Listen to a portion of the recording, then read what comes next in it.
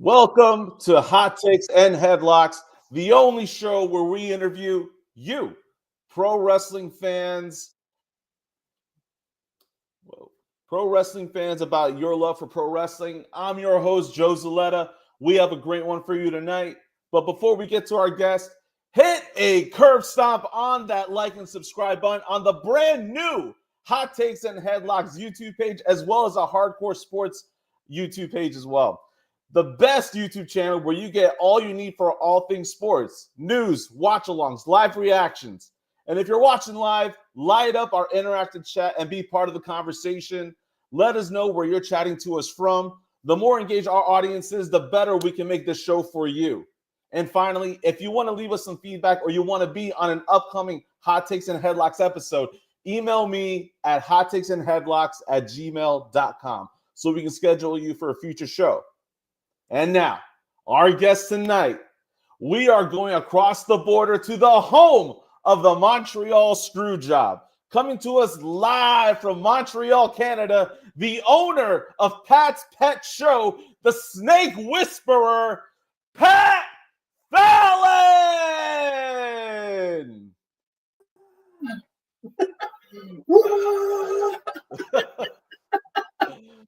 Where's the pyro? Like entrance music, like Stone Cold has glass breaking, and just like run in and sit down.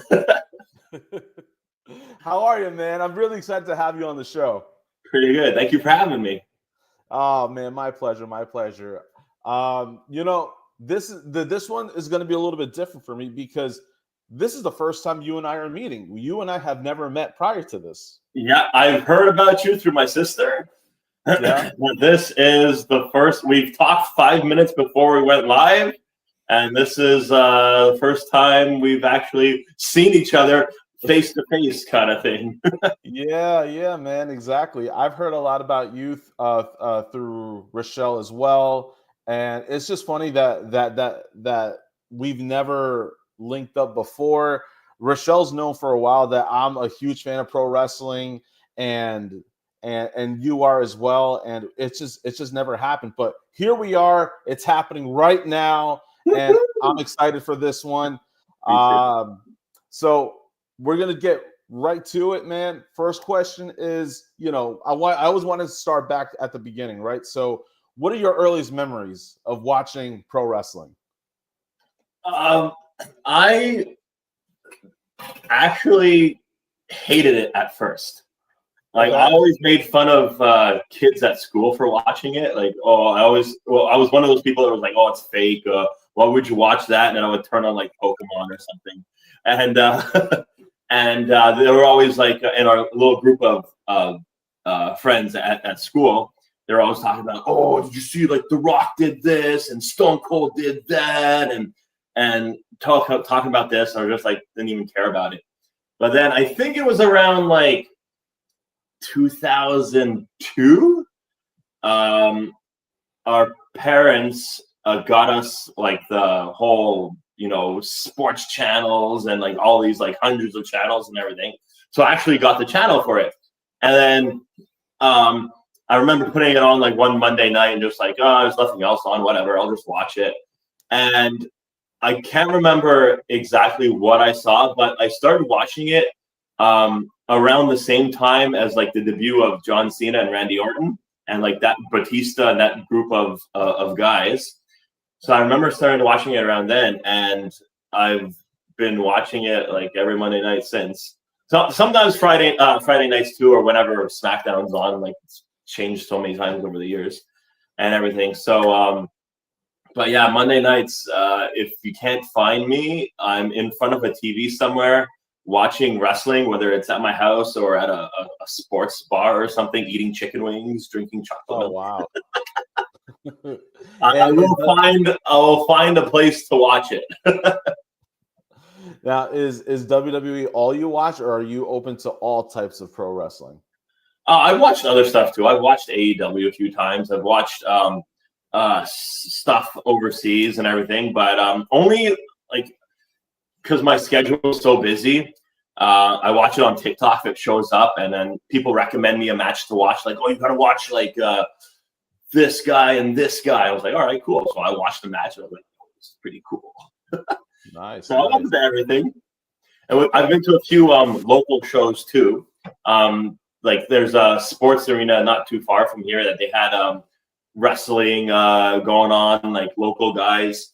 And I remember once a friend of mine, who we've known each other since we were like in diapers, she got married like 7 years ago or something like that. And it was in like a reception hall, but there were like different reception halls. And like they had their wedding in one, and just down the hallway there was a ring set up, and there were people wrestling in it. So I was like, oh, let's go watch wrestling. So I went over there, and we watched a few matches over there while everyone else is like partying at the wedding. And we got this crazy idea that we would buy the luchador masks that they had at the merch table there, and we would run into the wedding with our shirts off and just like pretend to fight each other. And we actually did that. Nice. So there's a picture of me out there with a mask on, no shirt, and like just like dress pants, and just like running into the wedding. And they filmed it and everything too, and it was pretty funny.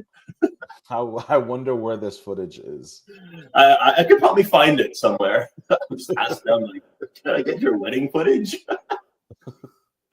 We got some folks in the chat right now. Mitch and God Gamer are in the chat, lighting it up. God Gamer, I did get your email. My apologies, I haven't responded yet, but I promise you I will, and we'll stay in touch for a future episode, man. Reminder, everybody, if you want to be on a future Hot Takes and Headlocks episode, email me right here, hottakesandheadlocks@gmail.com. All right.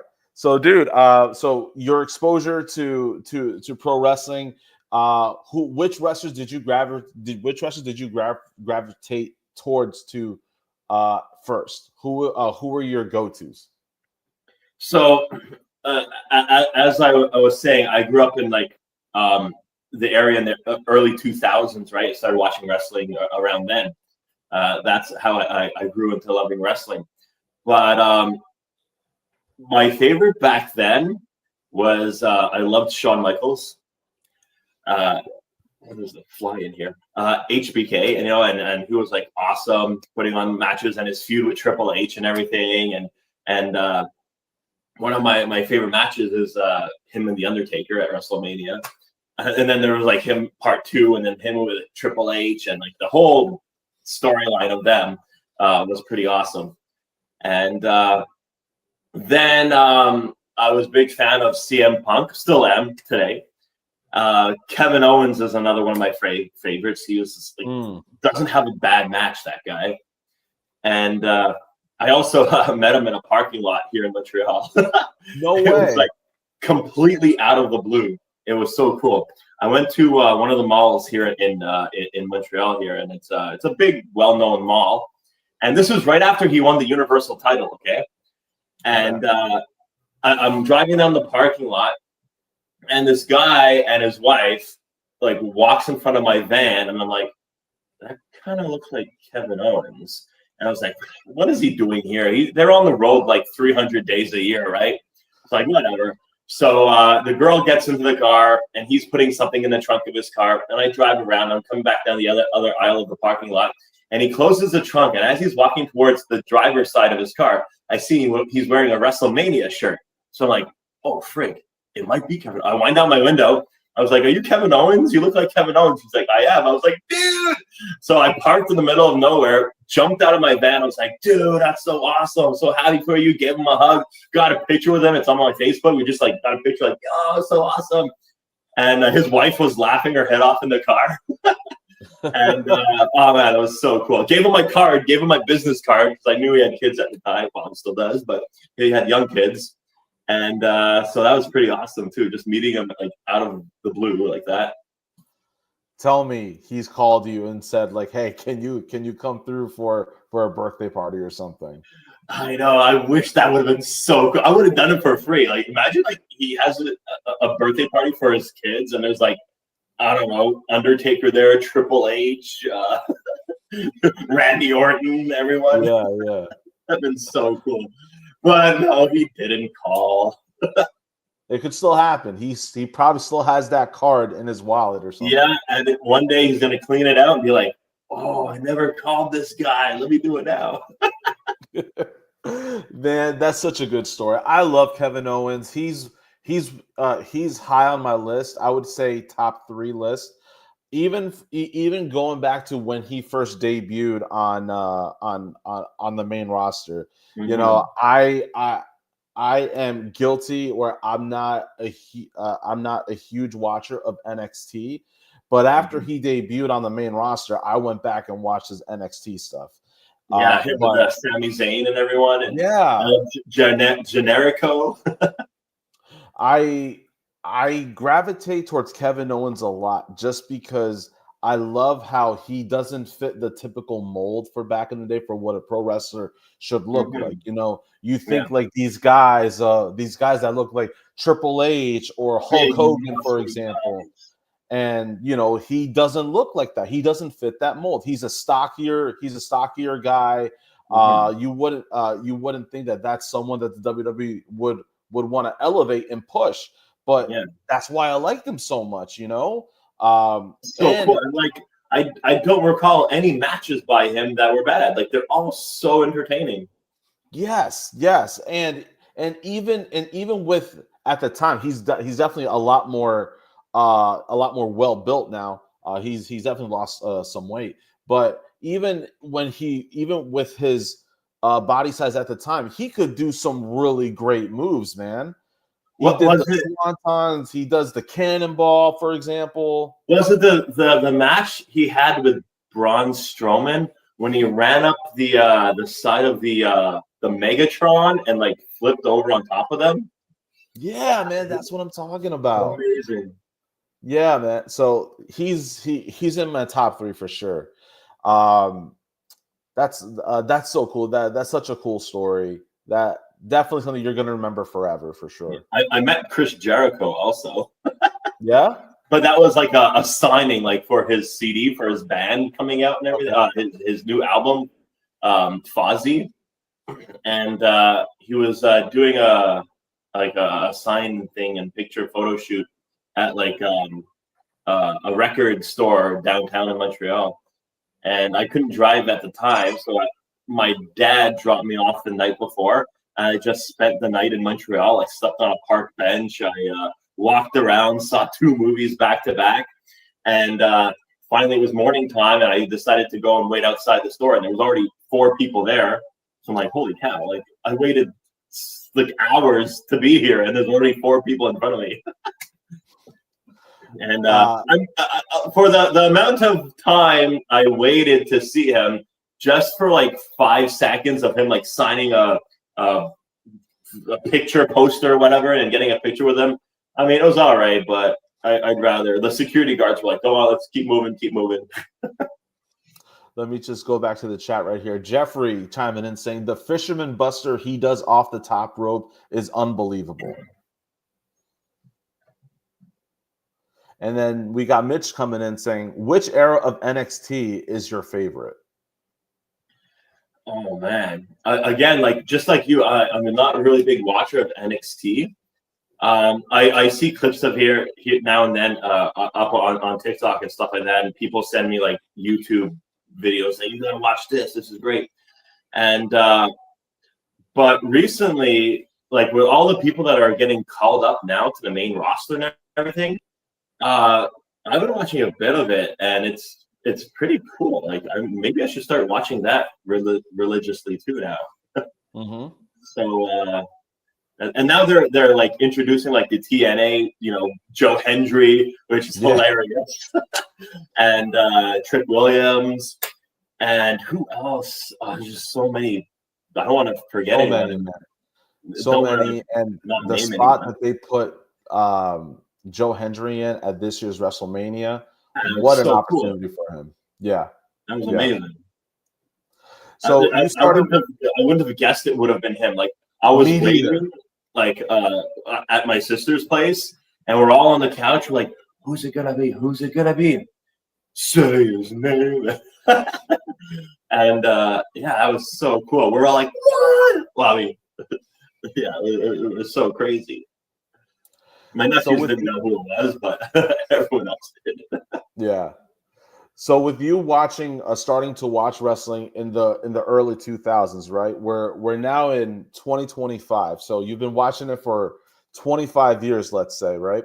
Yeah. Obviously, a lot of differences between how it is now versus how it was then. When you think of the differences of pro wrestling then versus now, what would you say? Let's say top three. What are the top three biggest differences that you notice from pro wrestling then versus now? Well, the thing is, now everyone has a phone, right? So if they wanted to sort of like, it kind of ruins the movie magic from like back then. Like if someone were to like there was a match not too long ago where Roman Reigns was like his head was bouncing off the announce table. I think it was with Triple H, and someone filmed like Corey Graves kind of like handing him like a little vial of blood or something to like put on his face. So I mean, it kind of ruins everything for you and everything. And when the whole Chris Benoit thing happened, now there's like no really crazy chair shots to the head, which is, I mean, it's good to stop, that and everything, but that's changed a lot too. The way they just maneuver around things, and they're more cautious now, I think, with doing things like that. And yeah, so but the main thing that, I mean, I'm guilty of filming too at WWE shows and stuff like that. But it kind of like ruins the movie magic when everyone has a phone, so you get it from every different angle. It's not just the cameraman's angle, and then you see it like online later. Like everyone's posting stuff, and it's like, oh, look at this one, this happened here, and oh, you could see the speakers underneath the ring or something like that. It's just like, come on. We got Jeffrey saying, back then I loved it because you didn't have social media. And when you get surprised, you really get surprised. Yeah, And exactly. yeah, and I think Jeffrey makes a really good point, man, because the internet blowing up, social media, if you didn't watch, if for example, if you didn't watch a show and you taped it or you recorded it on your DVR and you're expecting to go home and watch it, now you're getting spoiled from not just these wrestling sites that you could avoid, but now it's all over your feed on your social media. If I'm gonna be late watching a wrestling show like WrestleMania, SummerSlam, or even like Monday Night Raw, I won't go on my phone until I've watched it. Because I know like news feed would come up or people would post about it, like spoiler here, spoiler there. And it's just like, I want to still have the element of surprise. But even then, it's like weeks leading up to it. Let's say like when CM Punk returned, there was like rumors going around. When Cody Rhodes returned, there was rumors going around. And the whole thing with like, one thing I did like recently is like when a wrestler got injured, kayfabe, right? And now they like, oh, they're injured, and then like a month later they come out with a movie. So it's like, oh, they weren't injured at all. They went to go film a movie. But the thing that happened recently is Seth Rollins was with his injury. That was amazing how that was done, where no one knew if it was real or not. No one knew if it was fake, if it was like scripted, if he was really injured, and he pulled it off perfectly with crutches and the knee brace and not showing up for weeks. I mean, that, like, if they could do that, I mean, it's saying they could do it all the time, but I mean, if they could just, like, that was amazing, and everyone was surprised. There was not one person watching that was sitting there in silence, just like everyone was like, "Oh, it's so crazy! I know it," something like that, and it made you watch too because the suspense leading up to it, whether Gunther won, whether CM Punk won, you wondered what would happen after that match if he came out injured or if he came out healthy. Yep. So that's another thing that wrestlers they say they're injured, but really they're just out filming movies now or something. And again, social media, you could see them walking down to the coffee shop, getting Starbucks or whatever, and they're perfectly fine. So it kind of ruins everything too. That we got more chatter in our chat room here. Jeffrey's saying you want to live in the moment. Basically exactly, saying you want to take in the surprise, have it be a full 100% surprise, rather than just want to be one of these smart fans who, just feel like that they can predict everything that's going to happen. Mm-hmm. And then Mitch chimed in as well, saying that is how I am with the John Cena retirement tour. I don't care what people online say about it. I'm just living in the moment. And I think that's how all pro wrestling fans should be, in my opinion. Yeah. But I was also saying this to a friend of mine also, saying like his whole retirement tour and everything, even though he's going to be retired and stuff, I still think he's going to wrestle. Yeah. So just like remember when like Shawn Michaels was retired, he had one last match at Saudi Arabia, I think, with like Triple H, Undertaker, and Kane, right? And then when Ric Flair retired, he still went over to, was it TNA or something to wrestle more?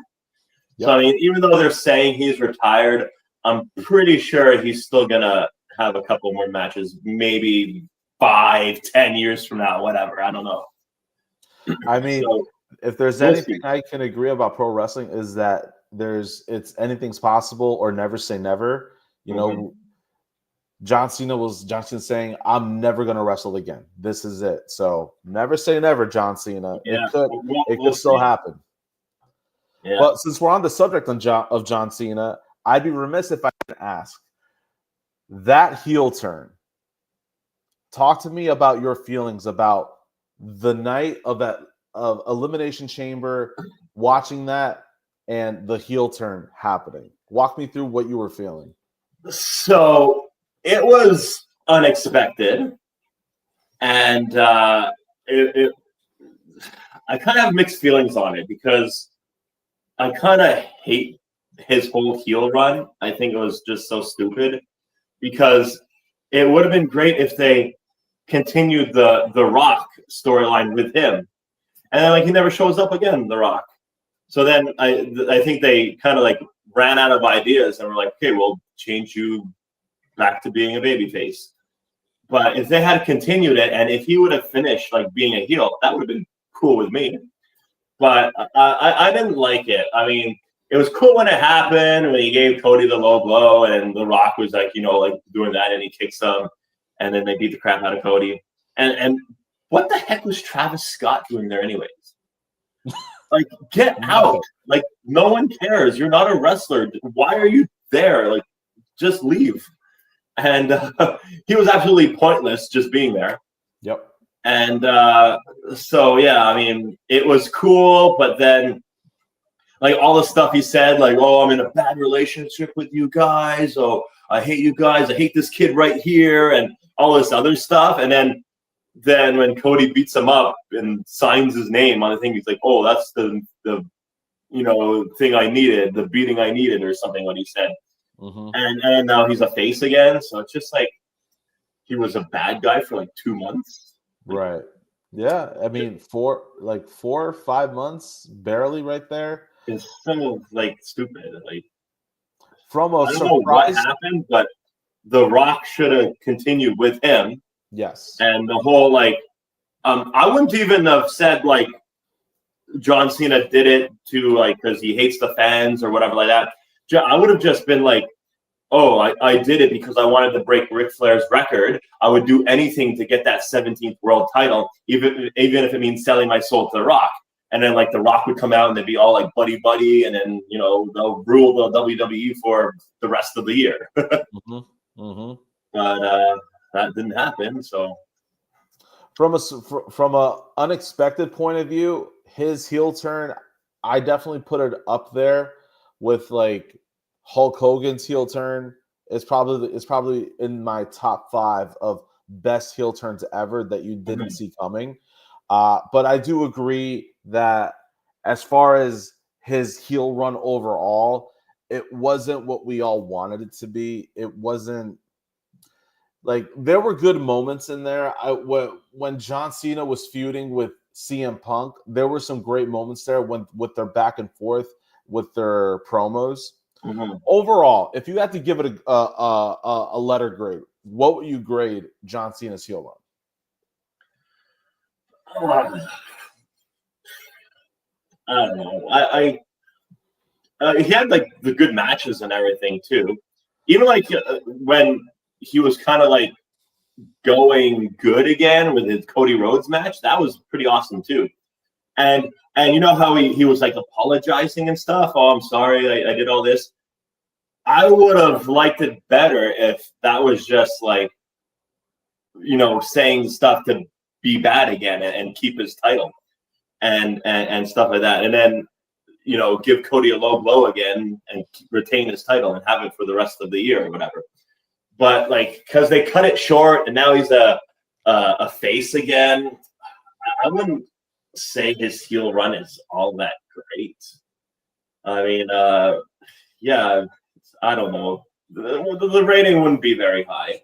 No, yeah, and I think I'm right there with you too. If I gave it a letter grade, I'd probably give it like, you know, if I'm going to be generous about it, I'd give it like a C+ grading. Yeah, that would be that's fair. Jeffrey chiming in, his heel turn was a hit and miss. The original was a home run. The overall was all strikeouts with men on bases. The only part I liked about it was the reverse pipe bomb. That was really cool.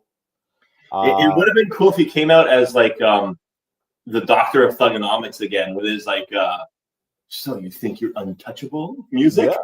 Yeah. And with the chain around his neck, and even like did his, because when he was first in WWE, that was his gimmick, like as a heel.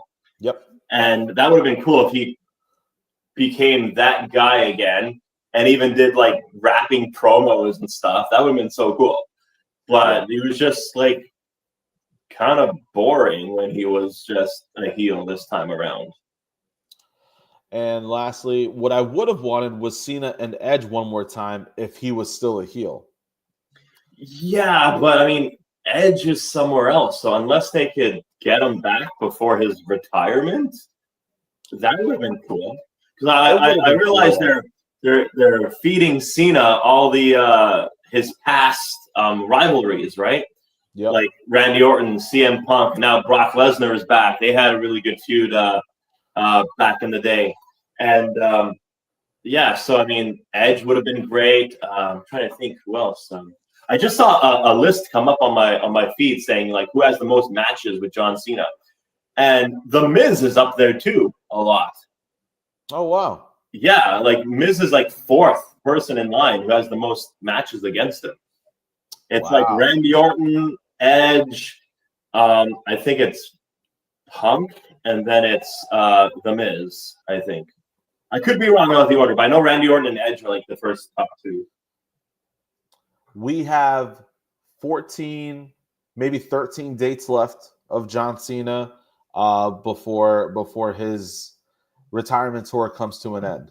Mm-hmm. With those remaining dates, who do you want to see John Cena going up against? Like, could be anyone, a new up-and-comer or an older. Oh man, that's a good question. So we're already going to get the Brock Lesnar feud, which I hope they like tear each other apart, because that was like they're famous for having good matches and tearing each other apart. Like I remember when Lesnar first came back, they had that Extreme Rules match. Yep. Which was so cool. And then they had that one at SummerSlam where he suplexed Cena like 16 times. or was it more than that? I can't remember. I think you're right. He took it to Suplex City for sure, man. Yeah, and but nowadays, let me think. It would be cool. I mean, like Gunther would be a pretty good person to throw in there to see who has a good match against him. Just to like establish Gunther like he's the the main guy now, and he's the guy to beat. So he beat the guy to beat. So I mean, that would be cool if they did that to Gunther, if he beats Cena, and sort of like like the passing of the torch when Cena and Cody Rhodes hugged at the end of SummerSlam there. That was like kind of like a heartwarming moment, but it would have been cool as a heel for Gunther just to like beat Cena so bad and then do the whole thing they did with The Rock at WrestleMania over Cody's just like stand on them and like raise their hand, like Gunther raised his hand in the air. That would be a nice visual, yeah. But let's see. So Gunther would have been cool. I would like to see Finn Balor get a push with Cena also. That because Finn Balor is one of my favorites also, and he would have been awesome. He would be great. Even Seth Rollins would be a good one too. Seth Rollins, Reigns maybe. They've had a few differences in the past. Jeffrey chimed in. Seth Rollins did break Cena's nose, so he could face him one last time. Yeah, that was crazy. I remember his nose was like crooked. Oh, going in different directions. Yeah, I know. It was so crazy. It's like one of the streets in Montreal. Yeah, so that would be cool. Or who else? There's so many people you could name. There's a lot. There's so many people to name, but there's so little time. I know. If Cena was there like every week wrestling, like every Monday night, that would be cool. You could totally throw him like new up and comers, and instead of the whole thing of Cena burying the newcomers, he could use them to elevate them. So that would be cool if he could do that, but I don't think he's gonna do that. He's just like a part-timer now, right? Only on PLEs now, I think they're PLEs, yeah. They don't call them pay-per-views anymore. They're now you can see how long I've been watching wrestling for. So fast forward, all right. It's December. One last match, his final match in WWE. Who should the WWE book to go against John Cena for his very last match? Why not give him everyone he's fought this year? Throw in, like, make it like a fatal four-way. Randy Orton, CM Punk, Brock Lesnar, like everyone together. Wouldn't that be cool? That's true, because he didn't say it has to be all singles matches. It could be a triple threat, fatal four-way. Hell, make him run a gauntlet or something. Yeah, something like that. Okay. Or do one last Hell in a Cell with everyone. Oh, I don't know about that. I don't know if Hollywood wants him to bruise his body up. He's always filming something nowadays. He'll never get another goal. Yeah. Jeffrey says, throw Dominic in there. That would be cool. Mitch says, please, no Logan Paul. I mean, I'm not a huge fan of Logan Paul outside of wrestling, but he does have good matches. He does. Like, he's super athletic. His matches are entertaining. So, I mean, I wouldn't push the past him if he... Isn't he feuding with Logan Paul too right now? Yeah. Weren't they like on a tag team, and then now seeing Cena's like a good guy, he's like, "Oh, you suck" or something like that to Logan. Yep. That's exactly what's going on right now. So that's the whole point. Like, it's so stupid. Like why they had him as a heel, and now he's a good guy. Like the week before, they were like best buddies, and now it's just like, oh, I changed my mind about you. Now, I noticed you're wearing a Cody Rhodes hat. Yeah. Is the American Nightmare oh wow, that's a nice one right there. That's a nice shirt. That's a nice one of the whole roster. Is the American Nightmare your top guy right now? No. I got this hat because just because he was injured in the Seth Rollins feud in Hell in a Cell, and I gotta respect the wrestler who kept fighting through the torn pec and put on one of the best Hell in a Cell matches in recent years. Yeah. So I mean, I gotta like support them like that also. So that was really cool. But I mean, I have like Kevin Owens shirts. I have a Trish Stratus shirt because at Comic-Con here, Trish Stratus came down to my booth and with all the animals, and she was like holding the snakes and the spiders and everything. So oh yes, that's so cool. Like I went upstairs and she was like there waiting till everyone was done, and I was like, we have an exotic animal booth downstairs. Do you want to come and hold some snakes? She's like, let's do it. So we like went downstairs and we got into an elevator, like the security elevator, and we're going down. And I'm like, can't believe I'm sharing an elevator with Trish Stratus. And we went to our booth and we got a picture with her holding like a 10-foot snake around her. She held the tarantula. I think she held the frog also, which was like so cool. And so like after that, I went and bought her t-shirt. I was like, hey, you support me, I'll support you. Wow. Yeah, so I have quite a few wrestling t-shirts in there. Torn pec was one of the craziest things I've seen in a wrestling match. Yeah. Same, man. Did you hear the thing about Seth Rollins saying that he didn't see it until Cody Rhodes took his cloak off in the ring? Yeah. And he goes, I want it to be like a genuine surprise. Like, holy crap. And that's a good call by Seth Rollins, man. I would have said the same thing if I was him. Like, you're performing. That was so gnarly. Oh, man, it's so disgusting. Yeah. And like, I've torn a muscle in my leg before, and it freaking hurts, man. And so I can't imagine the pain he was in and still wrestled and still had, you know, kendo sticks being jabbed into it and everything. So, I mean, props to him, man. When I saw that, I think part of me, like, you know, kayfabe and all, like, is this 100% real or not? Like, you always have that little bit of doubt in there as a viewer. But then when you finally saw it, it's like, wow, this really did happen. How are they going to have a Hell in a Cell match of all types of matches? He's really going to go through with it. And with a torn pec, they stole the show that night. It was the best match of the night. Yeah, it was amazing. Yeah, for sure. Now, Seth Rollins, I think, is part of like one of the greatest Hell in a Cells and one of the worst Hell in a Cells. Remember the Wyatt one he did? Yeah. I know. I love Bray and everything, and his matches were awesome and everything, but that match was just like the red light was so annoying.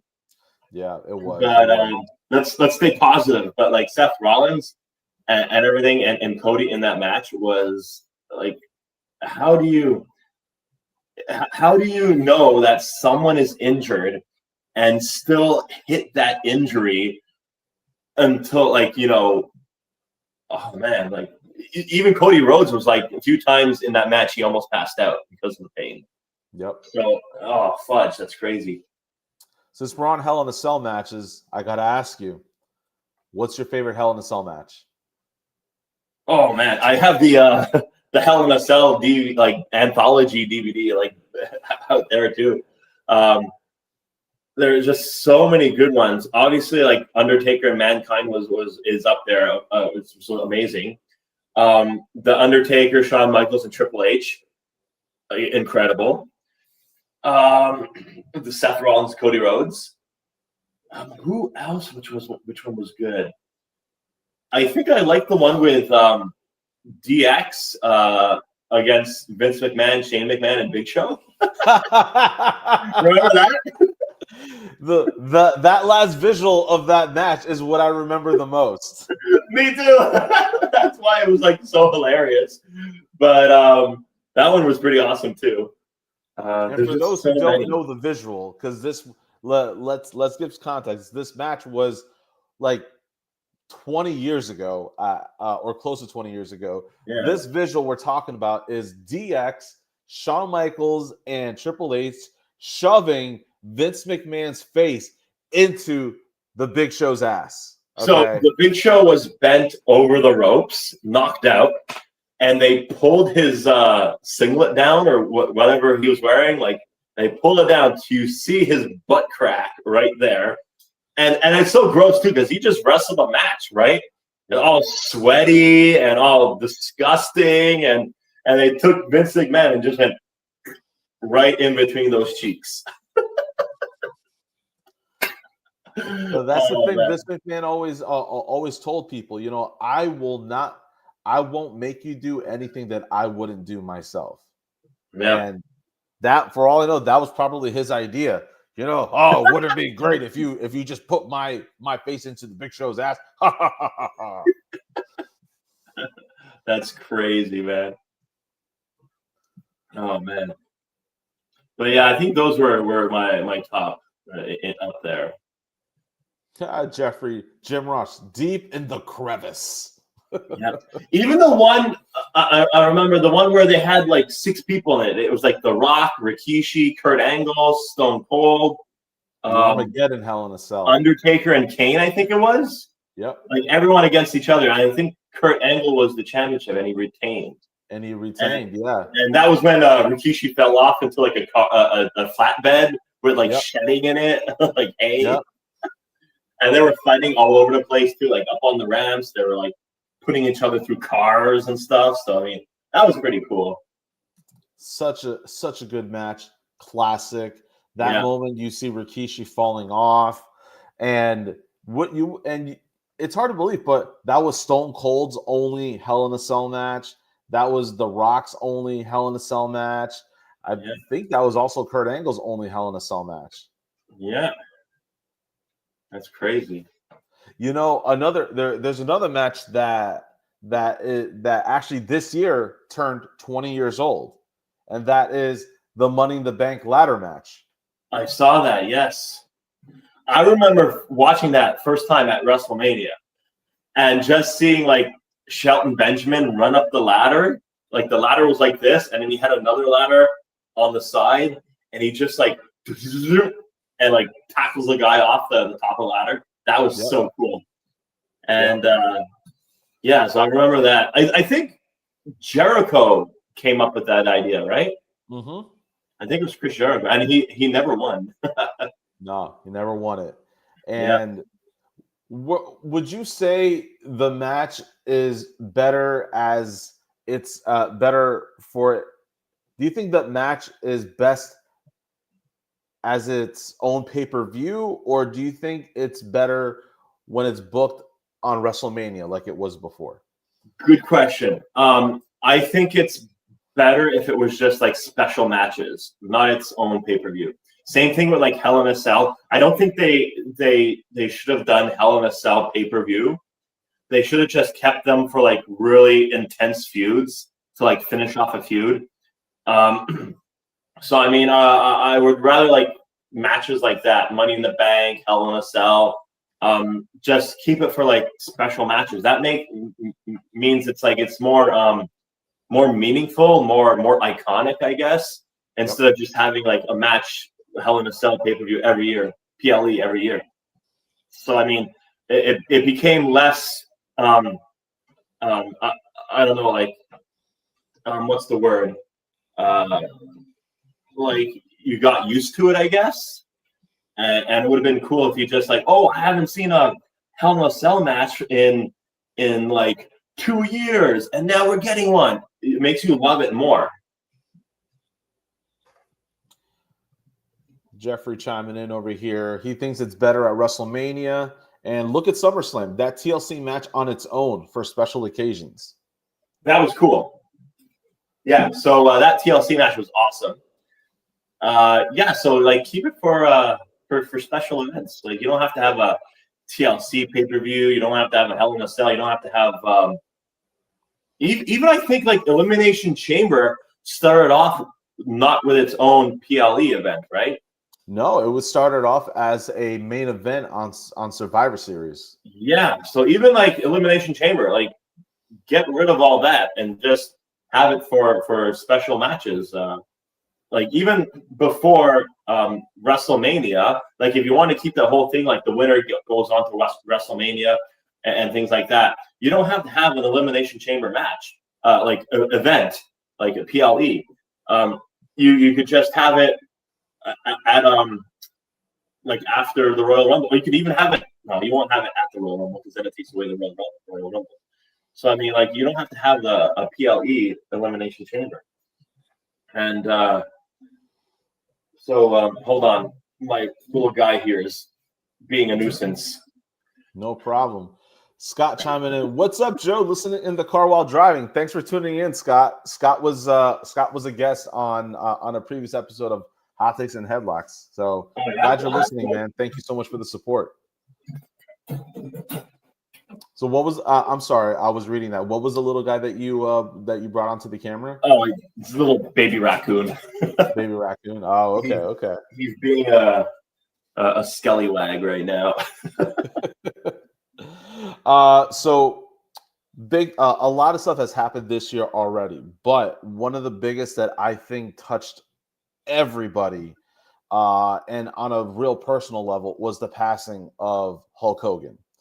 Yeah. Very, you I'm sure you've heard it many times, very polarizing figure, but regardless of the politics of how people felt about him outside of the ring, he brought a lot to the pro wrestling industry. Yeah. Hulkamania and everything like that.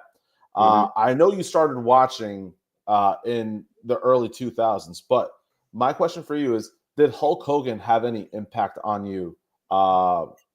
And what did Hulkamania mean to you? So I wasn't a huge Hulk Hogan fan, just because I've heard a lot of stuff about him from other wrestlers and like what the Undertaker said about him and stuff like that. But there's no doubt that he was one of the guys that put the WWE on the map. Like, his star power, his charisma, his just his personality there. He was just so over the top and like larger than life. And if it wasn't for him, there wouldn't be a lot of the wrestlers we have today. So he kind of like also paved the way for the younger wrestlers of this generation. So you got to respect him for doing things like that. And so that being said, I've watched like his matches before in the past and everything. And the Shawn Michaels match where Michaels didn't want to, cooperate, I guess. Yeah. And he was like overselling everything. It was hilarious. And just like the thing he did when he turned heel and everything like that. I mean, people still love him when he was like a heel. So it's just like it's pretty crazy, but you got to admire how he elevated the WWF at that time, and let's just say WWE, and how just it was shocking that it was so sudden. Like, no, I don't think anyone knew he was like even sick or anything. I think he just had like, I think they said it was like cardiac arrest or something like that. That's right. Yeah. And if someone, you could ask like anyone in the world, whether they're a wrestling fan or not, and show them a picture of Hulk Hogan without the name on it, and they'll know who it is. And I think my mom, she's I don't want to say her age, but she's up there, right? And she knows who Hulk Hogan is, and she doesn't watch wrestling. He was so mainstream. Yeah, and like he's been in like tons of movies too and stuff like that. And so I mean, it's had his own TV show.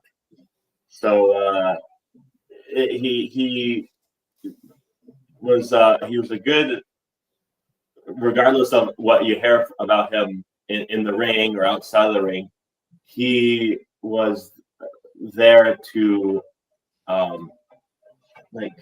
stop it.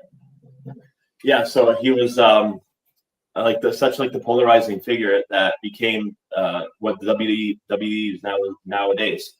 So I mean, he's pretty cool for doing that and everything. And it really sucks that he passed away, because wasn't he just on TV not too long ago. Was it at WrestleMania? Where he was like promoting his beer or something? I think it was Raw's debut episode on Netflix, and yes, that was it. He came out, and it was just to powerful boos that WWE could not block out or anything. So it's unfortunate that was his final appearance, but you know, when you think of the guy's whole career, he did so much, man. And you know, one of my favorite WrestleManias is WrestleMania 18, Canada in Toronto, Canada. Yeah. The Rock versus Hulk Hogan, such a great match. It the way that match honestly should have closed the show, but you know, Jericho was talking about that too on a podcast. He was like, "How do we follow that? Like that should have closed the show." Now the show, the audience was so hyped up and everything, and we're gonna go out to silence. Did you go to that Mania? Because I think you were probably. I wasn't into it at that time. No. Oh, okay. Yeah. What year was that? 18. 18. That was 2002. Okay. Yeah. No. I probably just started getting into it around that time. Okay. That was April, right? I think it was like that summer I got into it. Oh wow. Okay. Yeah. Okay. Have you been to a WrestleMania live before, or what? No. Or what live events have you been to? I've been to the Elimination Chamber that was here a few years ago with Sami Zayn and Roman Reigns. Oh man! I got that T-shirt in my wardrobe too.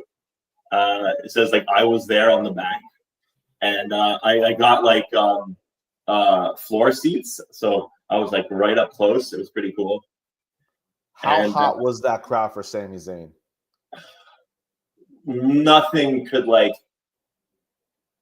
ruin that moment. Just it doesn't matter like what your politics are, who you voted for, your religious beliefs, your girlfriend cheated on you. Everyone was there, and when he came out, it was like everyone in unison loved him, and they were just singing his song, and it was just so amazing to be there in that moment. And it's just so incredible. I never forget that. So watching it over here, obviously Elimination Chamber, we're on the road to WrestleMania, and you have this hot story with Sami Zayn, but Cody just won the Royal Rumble the month before. But going into Elimination Chamber, him versus Roman Reigns, I became such a believer that he really did have a chance at beating Roman Reigns, and that it would be Sami versus Cody at WrestleMania. That's how hot everything was for Sami Zayn at the time, and I became a believer. I really thought that he did have a chance at winning the title. Yeah, but the thing is, like, it could have gone both ways. But do you want to let Sami win his title in his hometown and be like that, feel that energy and everything? Or would you rather have him wait and have his WrestleMania moment and win the titles with Kevin Owens against the Usos? So it's either like you get him to win the title in his hometown, or you make him lose and win at WrestleMania. Or do you give up WrestleMania? And so it's like, that's a good point. Which one would you prefer? And there's always other times you could fight for a title, I guess, in your own hometown. But having a match at WrestleMania and like stealing the show, main eventing it, I don't think you get many opportunities at that. Let's go back to the chat for just a second. Scott chimed in with the last WWE event I ever went to was SummerSlam 2002 at Nassau Coliseum. Scott, that's a long time ago. You might need to refresh me. Wait, wasn't the main event for that one Rock versus Brock? That might have been. So remind me if I'm right about that. No. Was it? I don't remember. And Mitch, thank you so much, man. Yes, please subscribe to the Hot Takes and Headlocks YouTube channel. Any support you guys can give me to the show or the channel, I greatly appreciate it. And Jeffrey chimed in. Yes, it was. All right, I guessed the right main event. That's awesome. Oh man. So all right. So you've been to Elimination Chamber. What else have you been to? I've been to a lot of like Monday Night Raws here. I've been to a few house shows. I took my nephew Grayson to his first house show last year, I think it was, or it was a Christmas present. Could have been 2 years ago, and he loved it. He was so like into it also, and Cody Rhodes gave him a high five. Kevin Owens gave him a high five because we were like right in the ramp area. Nice. So that was pretty cool.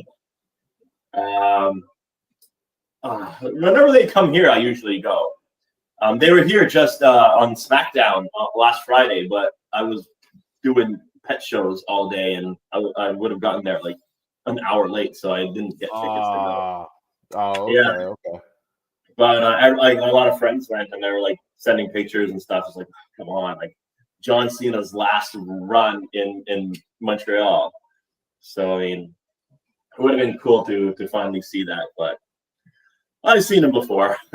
Yeah. Let's see. Scott chimed in. That was also the unsanctioned match between Shawn Michaels and Triple H. You're right.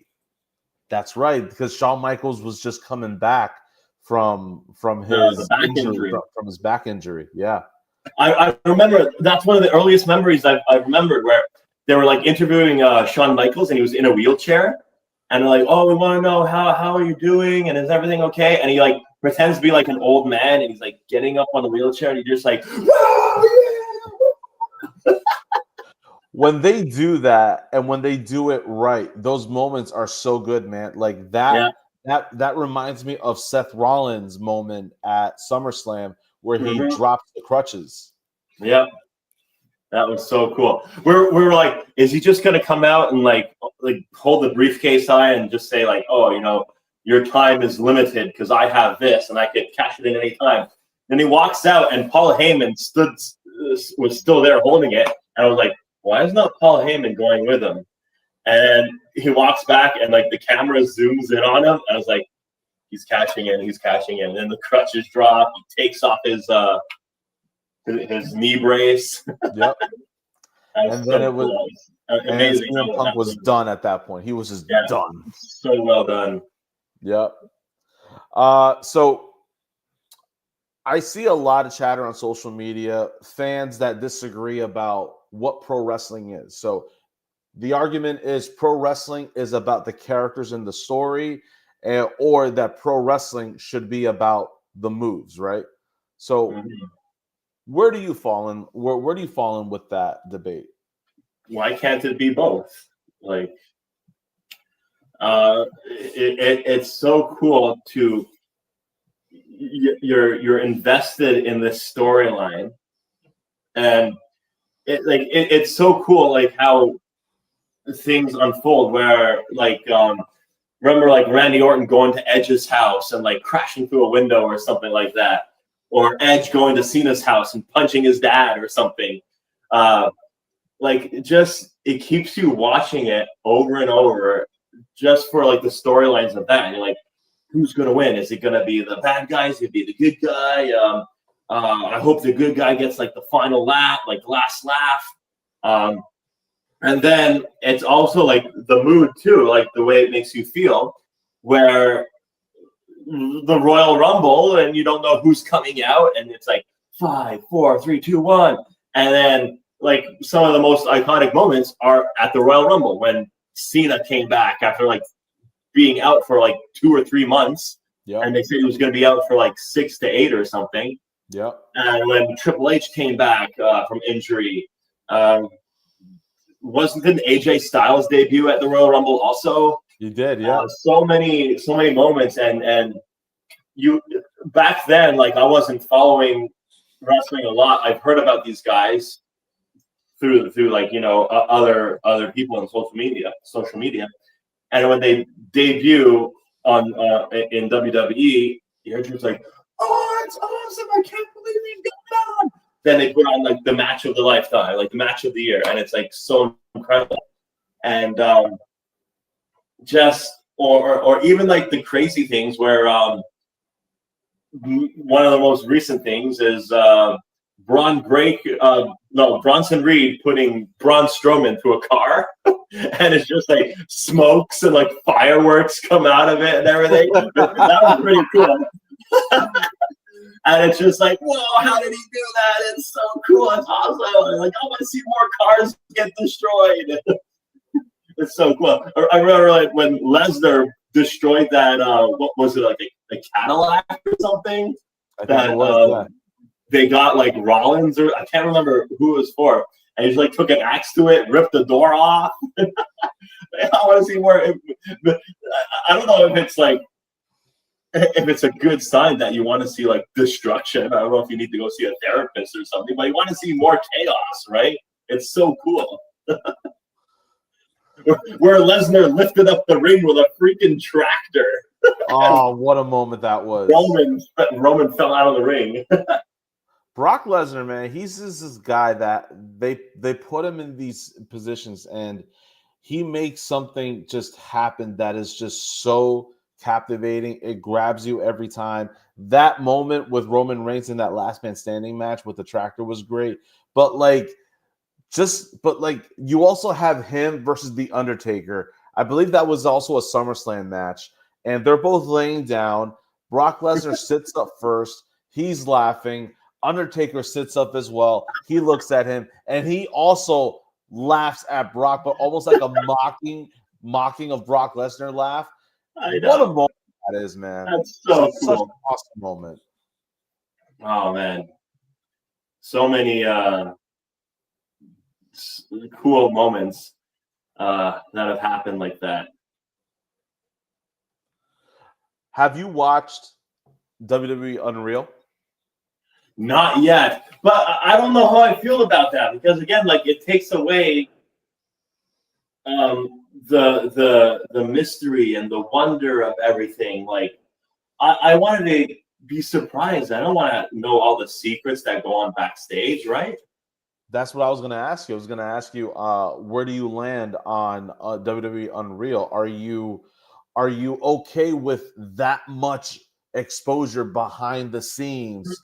Or are you more old school where we shouldn't be seeing how all this is done backstage? We shouldn't be seeing how matches get planned or how people that should be feuding with one another are actually super close and tight backstage. Yeah. Like I saw one of the things of Elimination Chamber where CM Punk was talking to all the other members of the chamber, and it would have been cool if like you curb stomp me over here and you come running up and pin me. Like I don't want it happens like how you discuss everything. I guess I'm like old school because I want to keep that stuff to yourself. Maybe in like, I don't know, 10, 15, 20 years from now, make a DVD or make like a one-time special on what happened during that time. And then, watch it then. But it happened this year. Like, I don't want to know I don't want to be spoiled. I don't want to be, know what goes on. Yeah. I watched it. I watched all 5 episodes.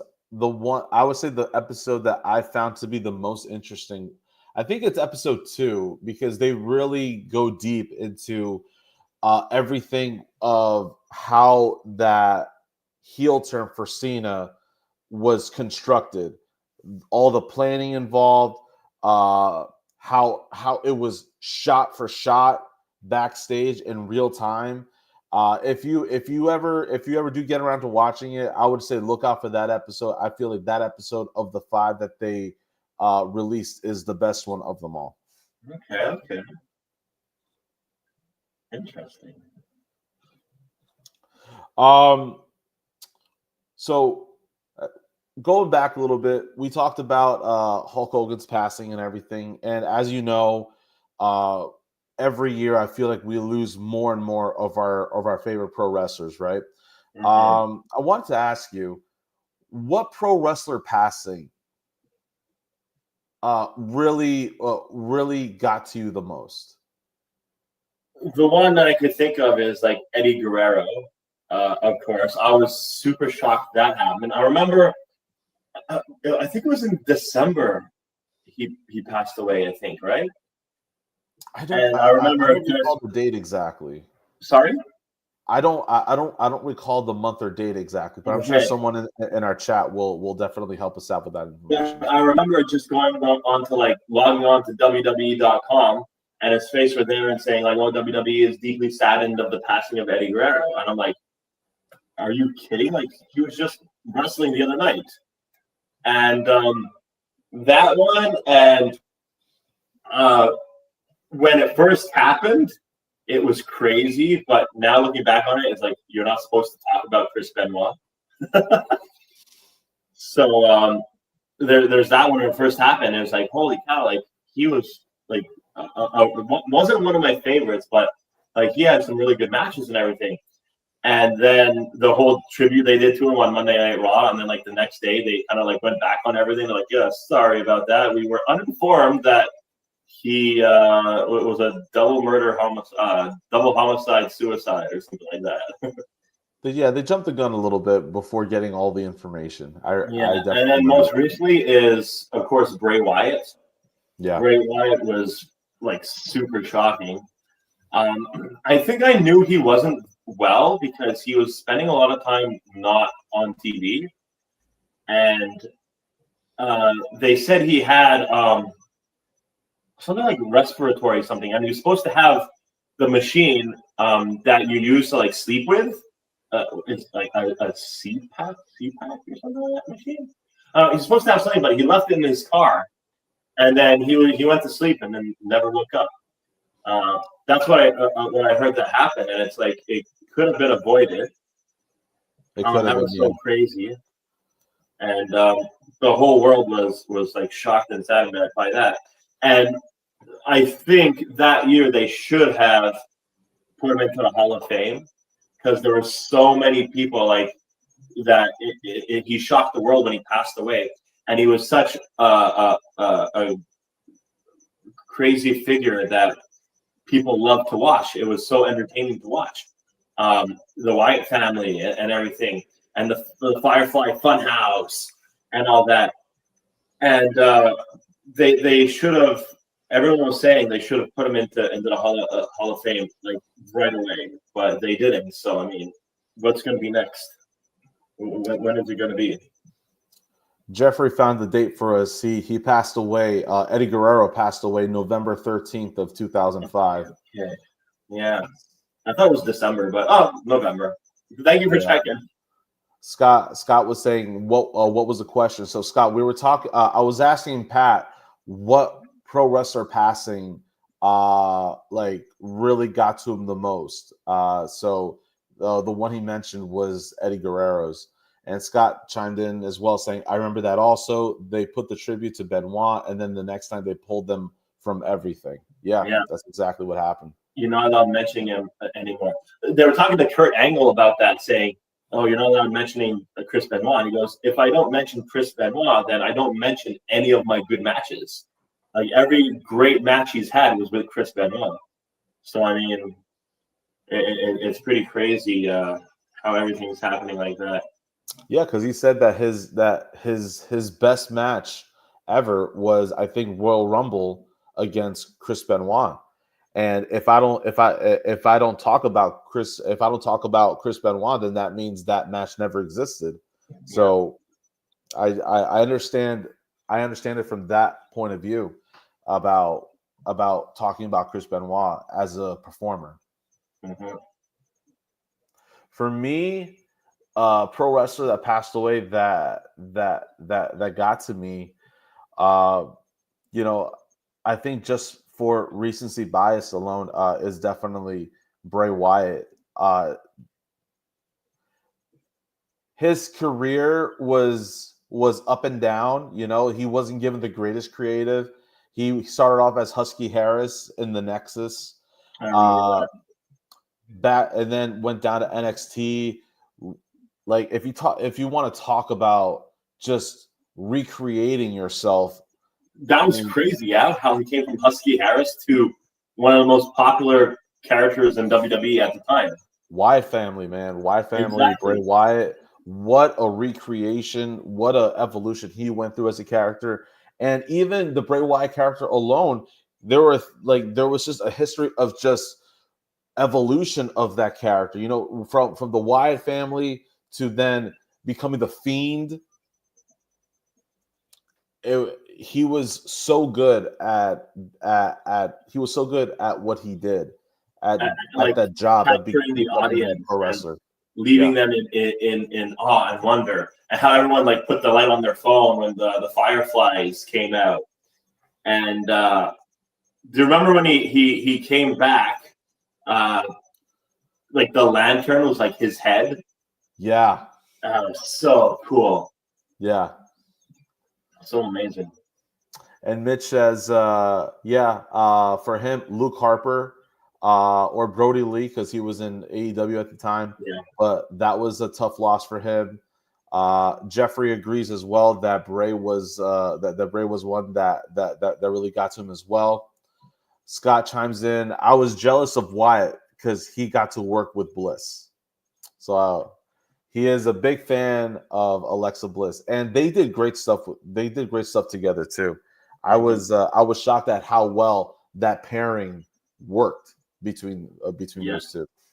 It was so cool how they did like the cryptic codes and stuff on TV, and like I haven't seen anything like that since like Y2J, like Chris Jericho.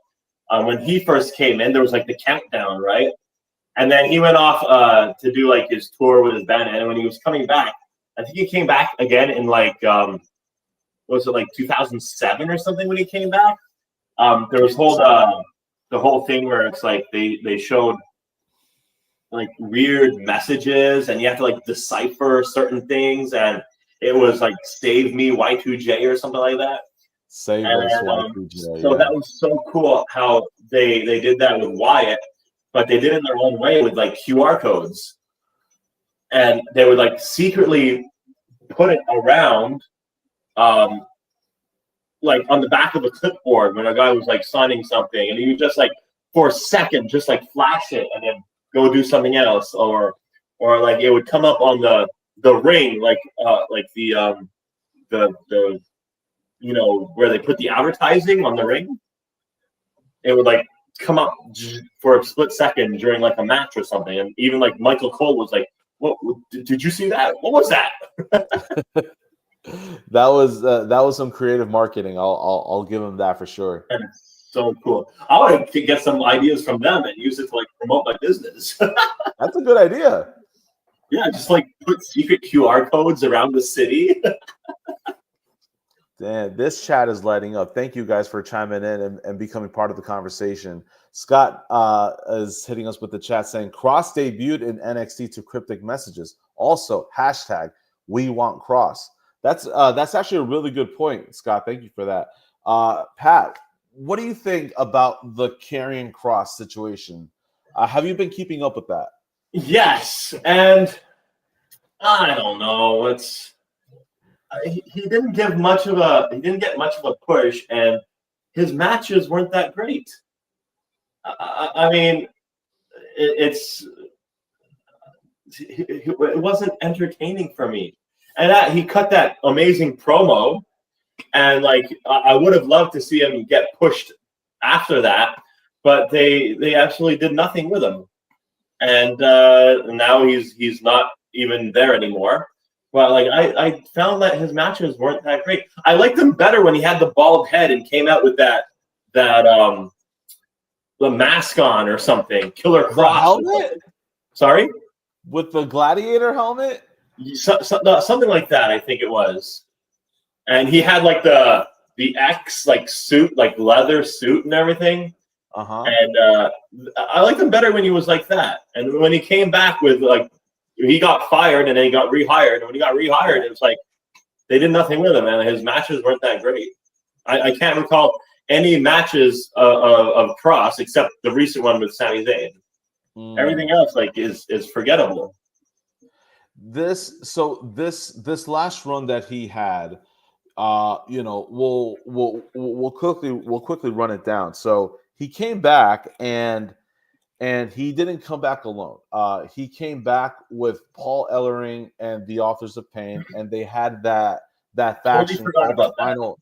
the Final Testament. And you know, if the that faction honestly didn't do anything for me. If I had to say anything positive about that faction, it was that their entrance song was really cool. I like listening to it a lot. I It was like a the really cool hard AOP rock that they metal. were the bodyguards guards of Seth Rollins. That was cool. Yeah. But like when they came back, it's like you're in the same gear doing the same thing, and you're like nothing's happened. Were they even in a match? Very few. I could probably count on my hand the number of Yeah, matches that they had when they came it's so back. crazy. I mean, they But have the look. Like AOP has the build, like the menace look to them, and they could be like a dominant faction, like Bronson Reed and Braun Breaker are right now. But they did absolutely nothing with them. So I mean, what do you expect? They all got canned. Jeffrey just chimed in with a question. Question: what WWE DVD collection or wrestling collection do you all have?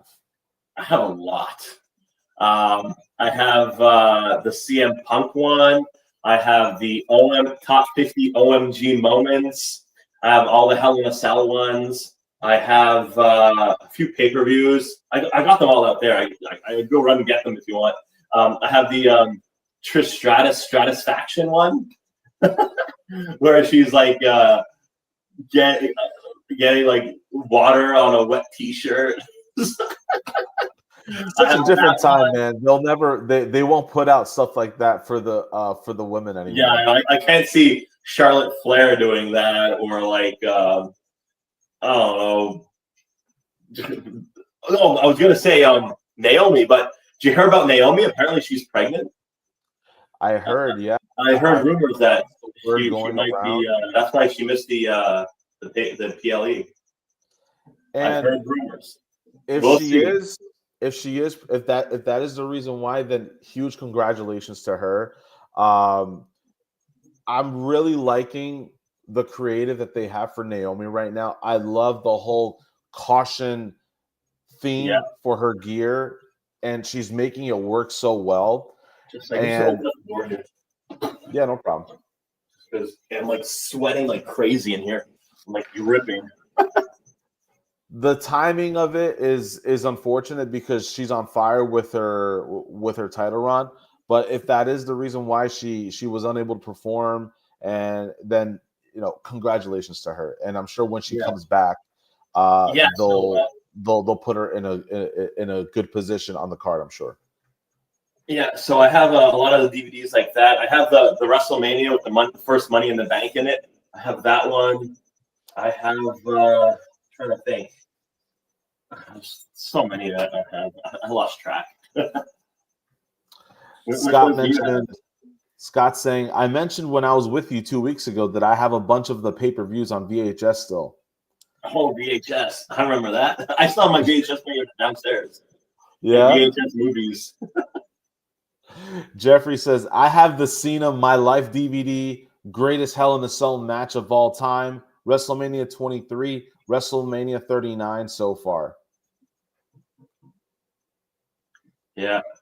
My sister got me a few DVDs too. I think she got me one from when Edge came back at the Royal Rumble, like behind the scenes of him. And there was like him talking about it. There's like Drew McIntyre in it. I forget what it's called. It's kind of like Unreal, but it's like a DVD kind of thing.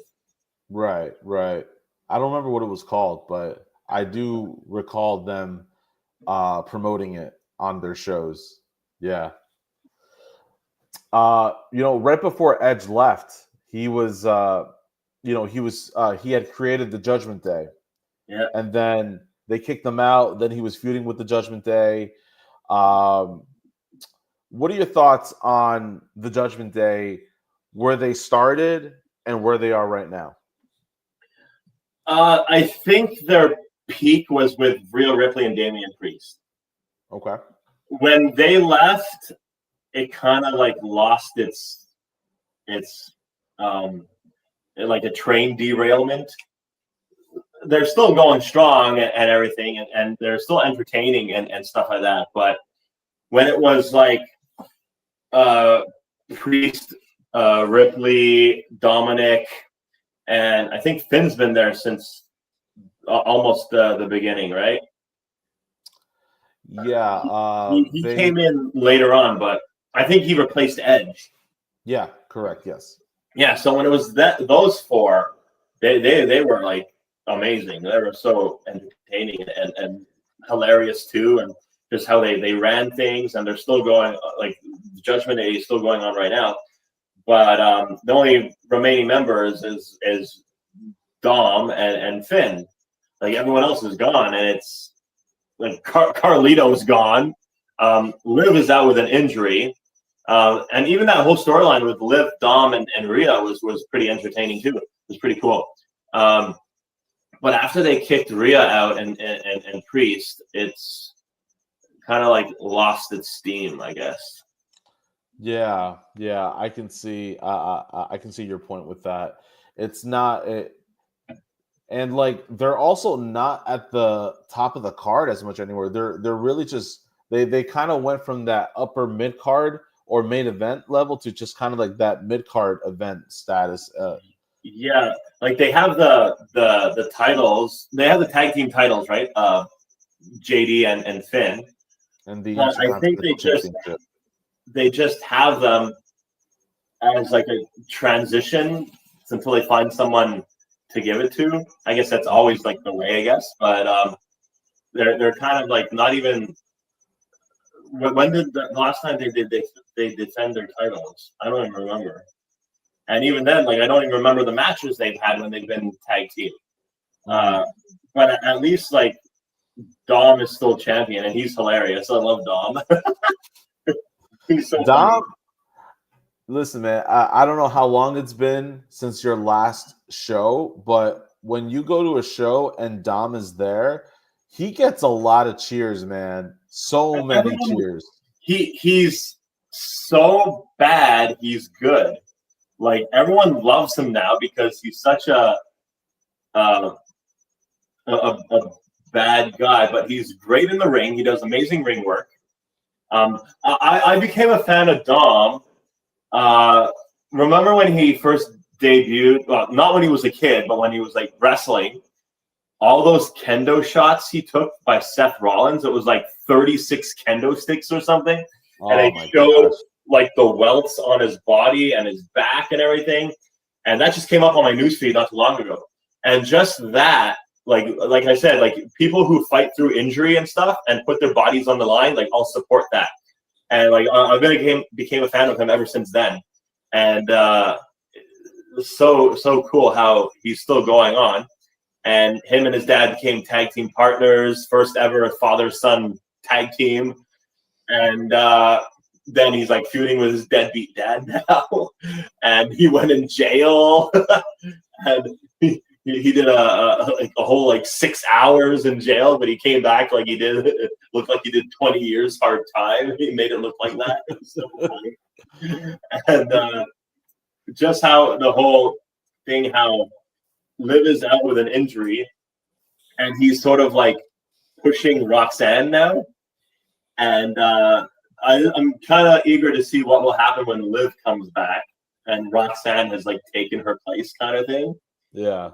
It would have been even cool if they put a title on Roxanne, not a tag team title, like a single title, and they come back and Liv comes back, and they kind of like Liv wants to be like in charge again, so they kind of feud for her to get the title back. So that'd be interesting to see what happens, but that's months away, I think. Jeffrey mentioned putting R-Truth put life into the group, and Damian Priest said it was his idea for it. Yep. R-Truth is awesome. What happened to him? He got fired, then he came back. He got fired, and then he came back. Where is he now? He's on SmackDown. He's still like doing his thing, but he's like a more serious character now, He's right? more serious. He was saying that basically, summarizing, he's not R-Truth anymore. He's Ron Killings. He's in the driver's seat. But then this past Friday, the Friday after the SmackDown after SummerSlam, he has a backstage segment with John Cena where they're face to face and they're following each other's moves. They're tilting their heads the same direction, and then he's like, oh, "You're back! Oh, if you're back, then I'm back." It's such a weird moment. It was funny, but it was a weird moment just because they're really now that Cena's a babyface again, they're really just trying to lean in real hard into the babyface and just sort of like pretend that he didn't just have a 4 to 5 month heel run. Yeah, like everything that's happened just swept under the rug and trying to keep it a secret, like no one talks about it. Yeah. Scott says, how was his reaction from the crowd at SummerSlam? So I was at SummerSlam, so I think that's why he's asking that question. And the crowd was singing Dom. They were singing to him. You know how you know how overseas they sang Roman Reigns as Roman Reigns, Roman. Well, for Dom it was the same thing. Dirty Dom. They do that with everyone now, like Cody Rhodes, Dirty Dom, Roman Reigns. Yeah. So they were singing to him, but they're not ready for Dom to be a babyface. I guess they think he's doing such a good job at being a heel that they're not going to pull that trigger for a while. Yeah. Do you think Dom will eventually become world champ? 100%. Yes, absolutely. Yeah. I am done. I'm done in the sense that there is no one look for someone to be a world champion. You don't have to look like Shawn Michaels. You don't have to look like Hulk Hogan. You don't have to look like John Cena. You don't have to look like Triple H.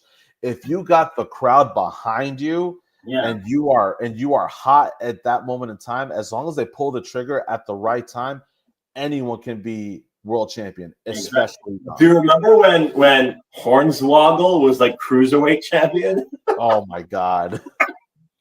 They could put the title on anyone. Yep. 100%. So that would be cool. Now, when do you pull the trigger on Dom? Do you get him to go after Rollins? Do you turn him into I mean, he's already kind of sort of a baby face in a heel group, kind of. I don't know. They gotta really explore where his moral code is, because right now it wouldn't make sense for him to just turn into a babyface, because he's already been incredibly cruel to his father, his mom, his sister. He's turned on Rhea. Like his moral compass is really just all sorts of messed up. So, like, what would turn him into a babyface? I have no idea. Maybe when Liv comes back, and if Roxanne is like one of the in there and starts feuding with Liv, maybe they kind of like turn their back on Dom, saying, "Oh, it was Dom's idea," and Finn is like turning his back on Dom, and everyone's turning their back on Dom, saying, "It was him. He had everything to do with it. We're innocent here," just to like stay on Liv's good side or whatever. Scott says, "You offer Dominic enough chicken nuggets, he'll turn on anybody." Chicken tenders, okay, not nuggets. They're chicken tendies. Yes, Scott, get it right. They're chicken tendies. Chicken tendies, okay. Oh man, but that's actually a good point that you brought up, because they've clearly been going somewhere when it comes to the dynamic of Finn and Dominic, and it was going somewhere. And then it stopped. Yeah, that would have been really cool, because they were in like a triple threat match or something, right? Yeah. And they were all fighting, and then Dom pinned Balor, I think it was. Yep. And that would have been, maybe he'll still use it later on, like, oh, you pinned me. How dare you pin me, last year or something. Yeah. And so maybe they'll still use it, but that would have been, I don't know if they have more plans for him later on in Judgment Day, but I think Judgment Day has run its course. And if Liv comes back and they feud together, that should maybe be the final feud that breaks them up for good. Yeah. Because they've been around longer than the Bloodline. And like Roman Reigns' bloodline, not the new one with Solo Sikoa and his 23 cousins or whatever. But, like the Judgment Day has lasted longer than the Bloodline. So I mean, I think it's time that it's run its course, split them up. Maybe JD and Finn could still do stuff together. I love JD McDonough. He's really cool. Roxanne is going to be a star. She's going to be champion one day. She's really, really good. And Dominic needs to. He's broken away from the nest from his dad, and now he was in this group for 5 years now, I think.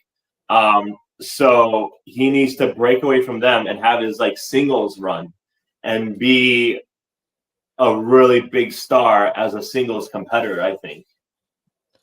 This faction really was so successful in a sense that everybody that they needed to be a star out of this group became a star, right? Damian. People really have now come to realize how much of a great worker JD McDonough is. Yeah.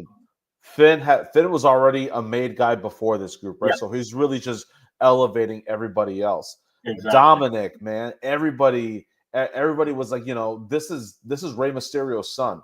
Now they don't think of him as Rey Mysterio's son. They think of him as Dirty Dominic Mysterio. Yeah. So everybody that's needed to get over, everybody that needed to get over from this group, it has done it successfully. Yeah. Roxanne Perez is now going to be the next one that's going to be a made woman out of this group. And Liv Morgan too. God, the run Liv Morgan has had since joining the Judgment Day, crazy.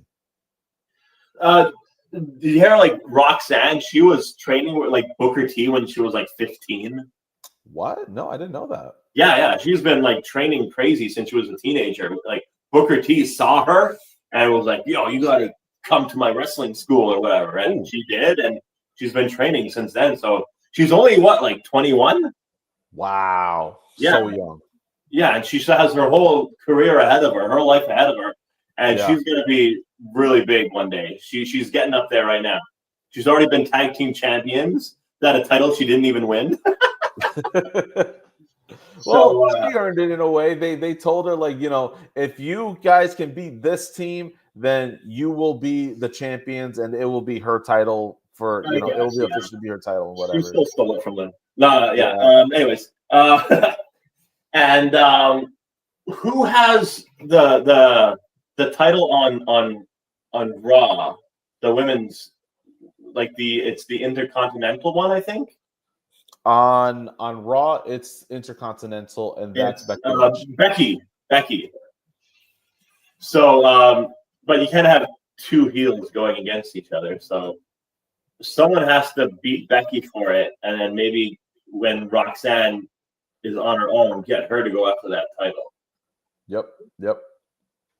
So next question is, it's very easy to criticize WWE about what they're doing wrong with creative. They should have done it this way. Oh, this creative sucks in that way and whatever. Now, keeping it positive, I'm gonna flip the question.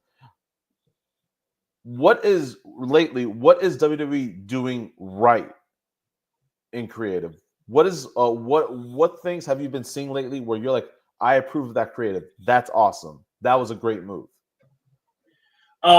Well, there's also that the whole moving the Netflix thing.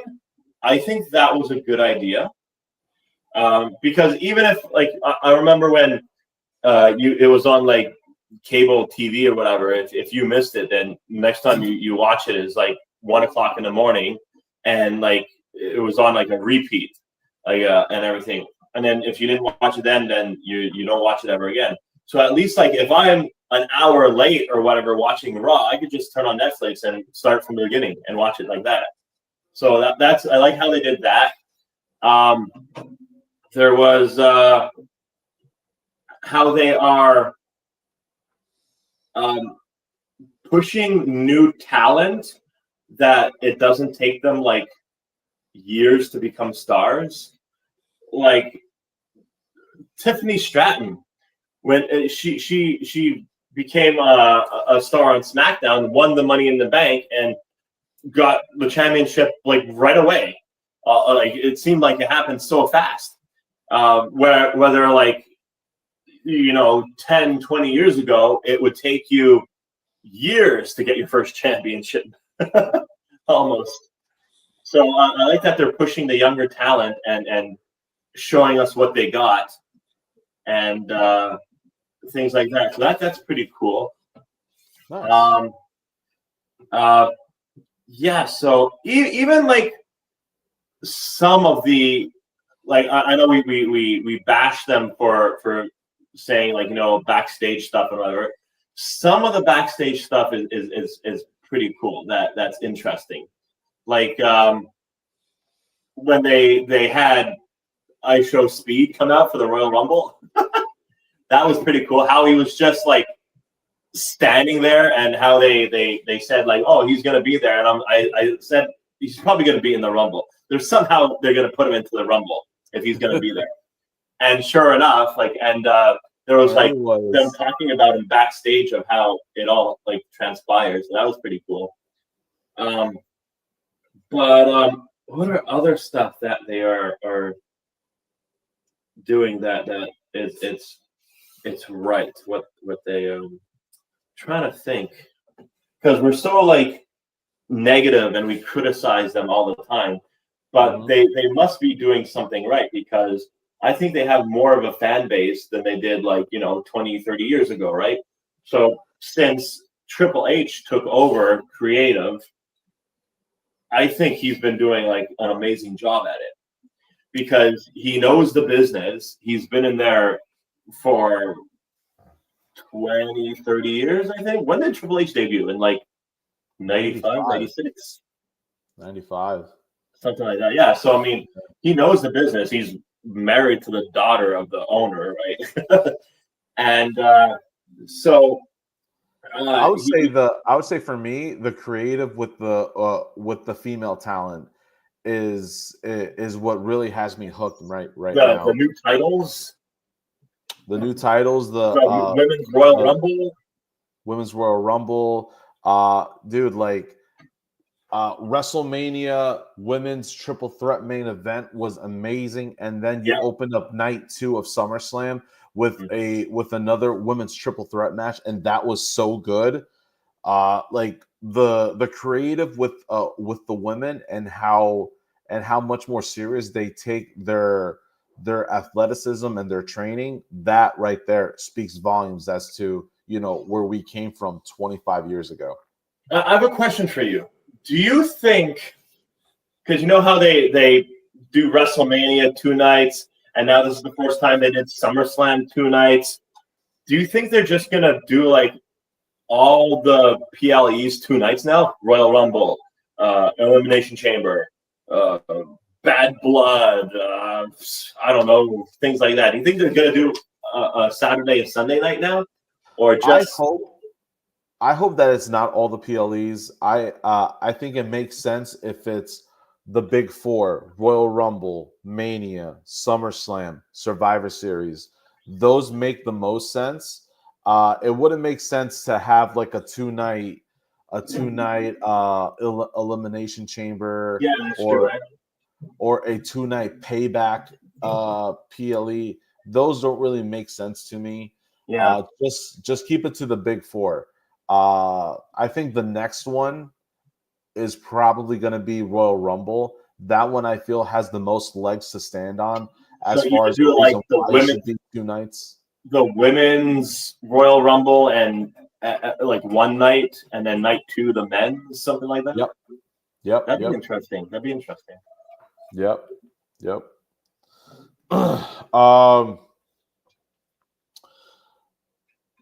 You're in Canada, so I don't know if you know the whole Mount Rushmore thing that we have here. Yeah. If you do, then great.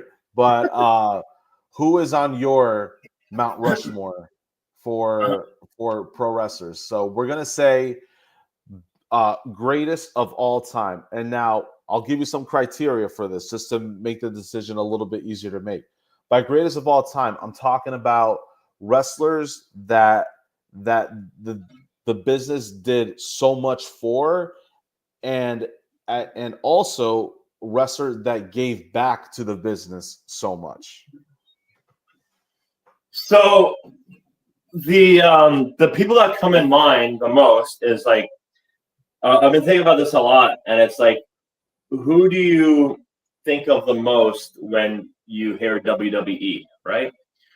And for me, these are not necessarily my favorite wrestlers, but they would be on the Mount Rushmore for me because they're so they are WWE.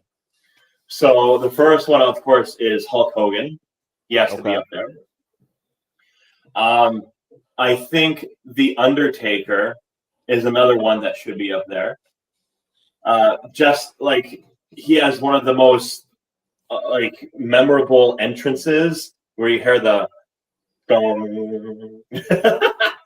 And just his persona coming out, whether he's like on a motorcycle or with the flames going up and the trench coat and everything.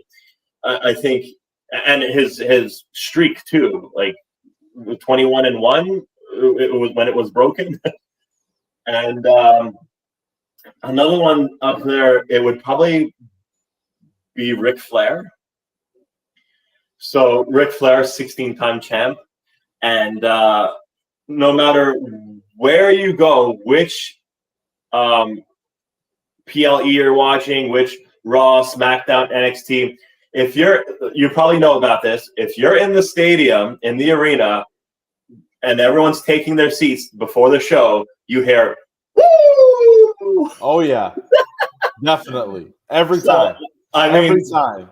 Yeah. So and just how he has so many like catchphrases. Also, like he has the woo, he has the what's cause and all this or something like that. I've used a few of his catchphrases before, and just how he was very flaunting all his money and all. Oh, I have women, I have money. I could buy your house if I wanted to tonight. It's just so cool. And his in-ring thing where like you get slapped or punched, he just walks. And so he has to be up there too. And I'm going to choose someone from like recent ones because I think Cena has to be up there because of all he's been in there for 20 plus years. He has the most Make-A-Wish granted wishes for like kids. Kids love him. They look up to him. Whether you love him or hate him, he fills up arenas. Whether the matches, if you hear he's going to be there, people want to be there too, just to hear him talk, cut promos. If he's wrestling, he puts on really good matches. Yeah, so I mean, I think Cena has to be up there too. But then again, like, I think because I'm leaving out like Stone Cold and The Rock, but if they had a longer, I guess, longevity in WWE, maybe they could be up there too. But they are pretty iconic also in themselves. But I think those four would have to be it for me. I think from a longevity standpoint, I think you made excellent points with your Mount Rushmore. Definitely Stone Cold and The Rock. You hear them on so many people's Mount Rushmores from a longevity standpoint, they weren't there for too long. Injuries or moving on up to Hollywood and stuff. But definitely, their contributions to the wrestling business is just monster, man. Just monster contribution to the wrestling business. Yeah. And Scott is helping us out with Ric Flair styling and profiling, limousine riding, jet flying, and Space Mountain. Thank you, Scott, for Googling that. Yeah, and so I think those would have to be my 4. That's a good Mount Rushmore. Oh, thank you. Who would be up on yours? See, I don't have to think about it because I already know. Bret Hart, Shawn Michaels, Stone Cold, and The Rock. Those are my 4. Okay, who was it? Say it again. Bret Hart, Shawn Michaels, Stone Cold, The Rock. Okay, those are my 4. Perfect. That's cool. I could put Shawn Michaels up on mine too, but I think I'll have to stick with the other one. I would have to knock off one of the other ones, but it's like I don't. The other ones I think define WWE for what it is today. Like that's the problem, man. It's only 4 spots, so I know it's crazy. Can we build 2 extra spots? So we're gonna start winding down because I don't know if you know, but we're already nearly 2 hours into this, man. Yeah, it says 1 hour 48 minutes. Yeah, man. That's crazy. This happens every time because I always tell my guests it'll most likely. I always aim for an hour, but don't be surprised if we go over that. And then this is the 3rd time in a row that we go nearly 2 hours. So friggin' Joe Rogan, he goes for 5 hours. It's crazy. Yeah. So you've been watching for over 20 years, right? So what keeps your fandom going? You hear a lot about wrestling fans saying, I was watching it a long time ago. I stopped and now I recently got into it. Has that happened with you, or have you been going strong since day one? And if you have been, what keeps your fandom going? I think I've been going strong since day one. There's been a few times where I've been working and I missed a few weeks. But I'm always now with TikTok and everything and Facebook, everything comes up on there. If you miss something, it's gonna show up. One of the people I watch is Santi Zap. You know Santi? Yeah. I watch him a lot. He's pretty cool. So he's my wrestling go-to guy when if I miss something, I'll just watch him. But I mean, I think I've been going strong since day one. And it kind of sucks. If you miss an episode, then you've missed you could miss a whole chunk of the storyline that you won't get to see necessarily. And so it keeps you intrigued, it keeps you interested. And so you don't want to miss an episode. Someone said earlier, it's a soap opera for guys. And it is. Women, they used to watch their, Bold and the Beautiful or what's it, other soap operas or something.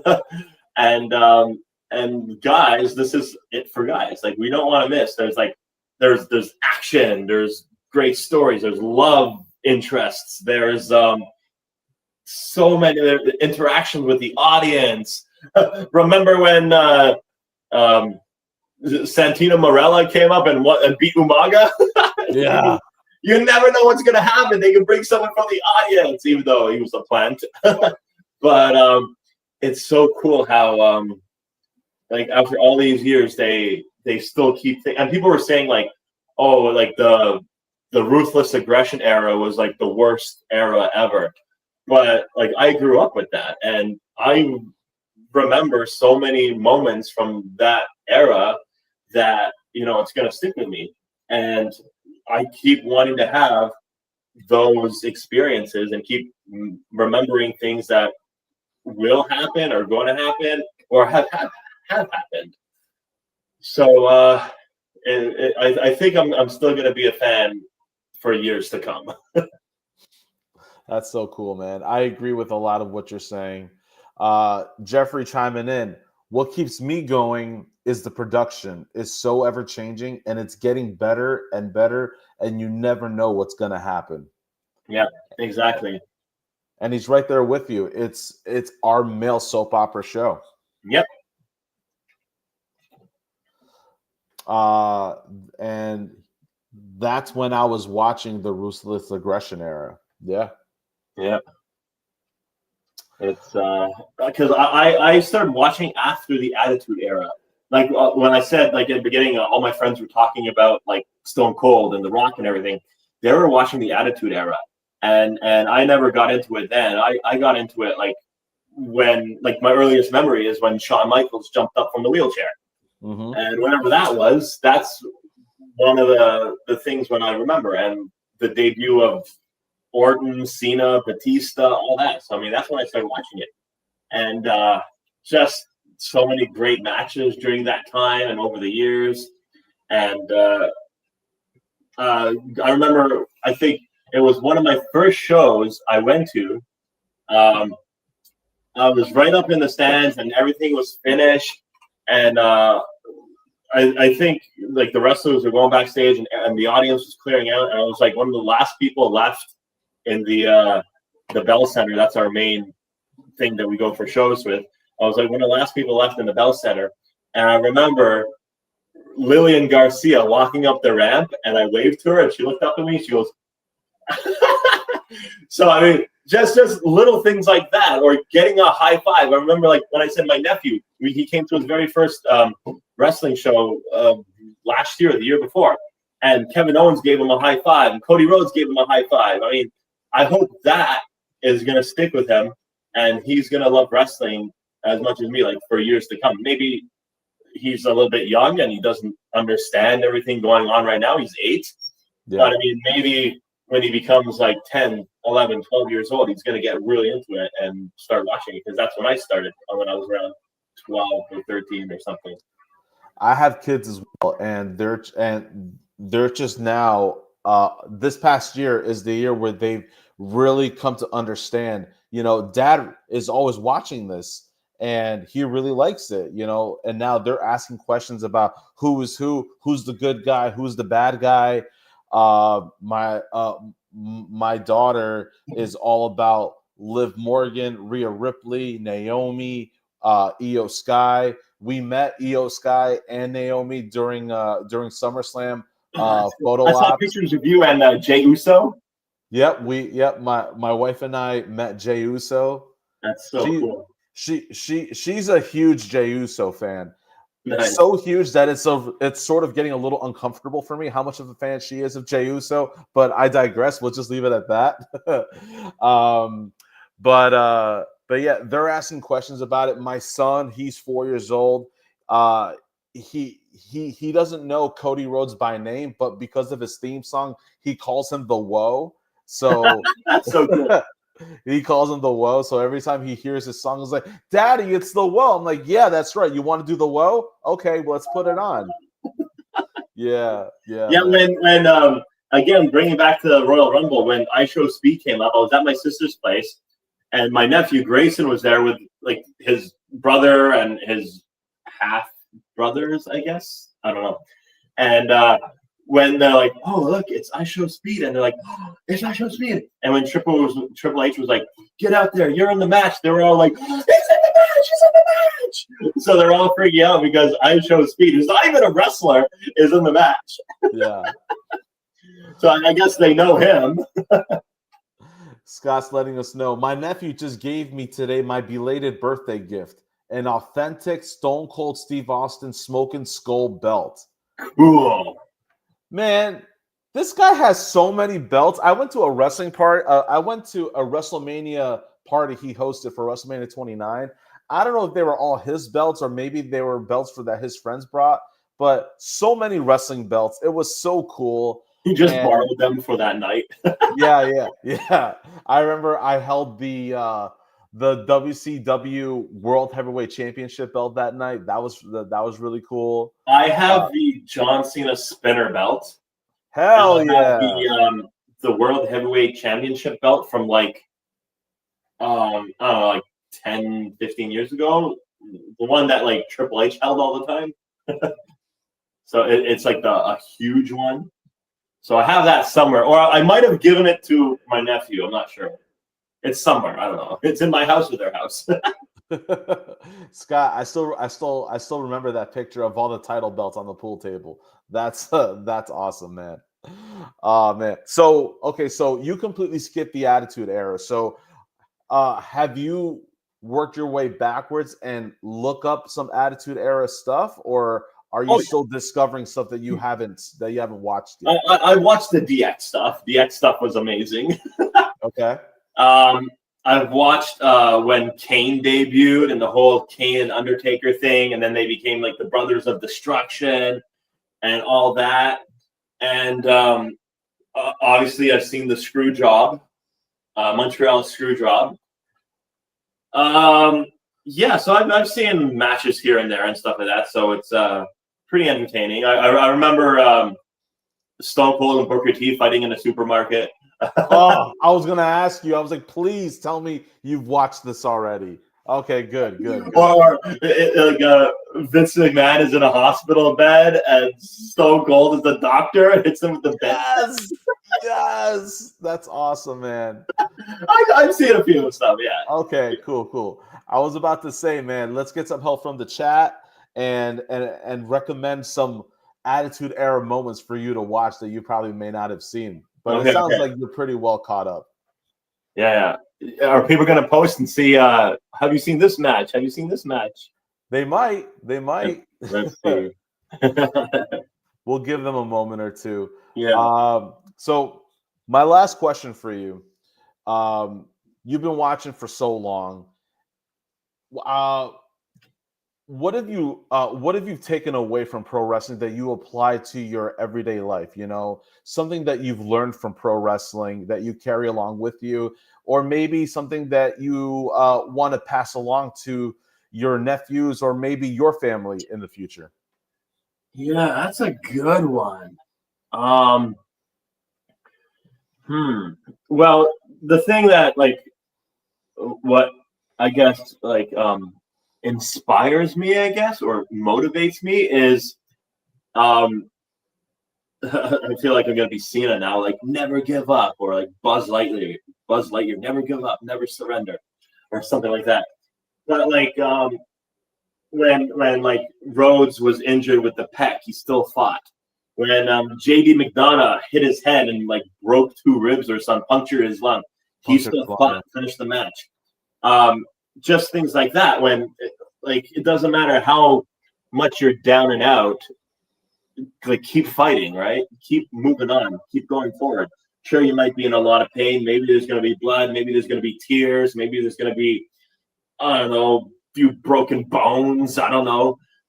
But keep going on. Like, don't ever quit. Don't ever look back and regret things. And I guess if you do regret things, like learn from your mistakes and just keep moving forward, man. And you'll come out on top. Love it. And that was deep. That was even deep for me, man. No, man. See, I think that's a misconception that there is about pro wrestling or pro wrestling fans, that it's not as deep as it seems, but it is, man. It is real deep. You know, I there's things that I take away from pro wrestling as well that I keep with me real close. You know, I don't know if you've noticed, but on our thumbnail we have a picture of Jeff right here with wings, and you know, I won't get too deep into it because, you know, for the sake of time, but Jeff was my best friend, and we grew up watching this stuff for so long, and he also got into content creation. He got started a YouTube channel. We talked about doing a YouTube wrestling show together. We never got the chance to do that, but it's just something that pro wrestling gave us, man. It gave us more depth to our friendship because we wanted to do things with pro wrestling together that we didn't get a chance to do. But I keep them here in the thumbnail because this is something that we wish that we could do, and this is just my way of keeping him a part of it. That's just one level of what pro wrestling has given me. And now I have kids of my own, and now I can pass along really awesome stories that I can pass along to my kids, at the right appropriate age time for most of them, because some of them are not appropriate for their ages, but Yeah. you know what I mean. It's just another thing that pro wrestling gives me. So I think there's a misconception about that, but there's definitely levels to the feels that pro wrestling can give you, no matter what company you watch. Yeah. And Jeffrey just rung it all in for us real easily. Pro wrestling brings people together. Exactly. Yeah. Like when I said, when Sami Zayn at the Elimination Chamber, like it didn't matter who you were, what your skin color was, anything, what you did before that day. Everyone was together chanting his song because of their hometown hero. And you have so much faith and so much like desire of him winning. And even if he didn't win, just in that moment, celebrating with everyone, was an incredible feeling. Yep. You were all behind this one guy, your hometown hero, to take down to take down the one guy that was holding the championship hostage for all those years, And for one night, you all believed that he could accomplish the impossible. Yeah, dude. We're over 2 hours right now. I just I want to say thank you so much for your time for coming on. Is this the longest time you've been on? I think we might just be cracking a record right here, because the last 2 or 3 have also, bled into 2 hours, but it's possible that this one might make the record as the longest one. I really think it is. But I really appreciate you giving your time just to be able to speak with me and just talk to us about your fandom and everything. There's so much more I didn't get to ask you, and I wish we could fit more. But for the sake of time, do a part 2. Yeah, maybe, man. If you're down for a part 2, I would totally do a part 2 with you. Yeah, for sure, of course. Why I love this, I just started doing this recently, but why I love doing this is because, number one, I love talking pro wrestling, and I love how talking about our memories and what connects us to pro wrestling connects us to so many other people that we don't know about. Pro wrestling community is so massive, and I'm just hoping that this channel, this show, just keeps reaching out to others as well. If you can spread the show with your social media. If you know anyone else with social, if you know anyone else that's into pro wrestling, give them my email. Let them know what I do here. If they're interested in coming on and doing the same thing that we did with you, that would be great, man. Any support like that would be huge for the show. Okay, no problem. That'd be great. All right.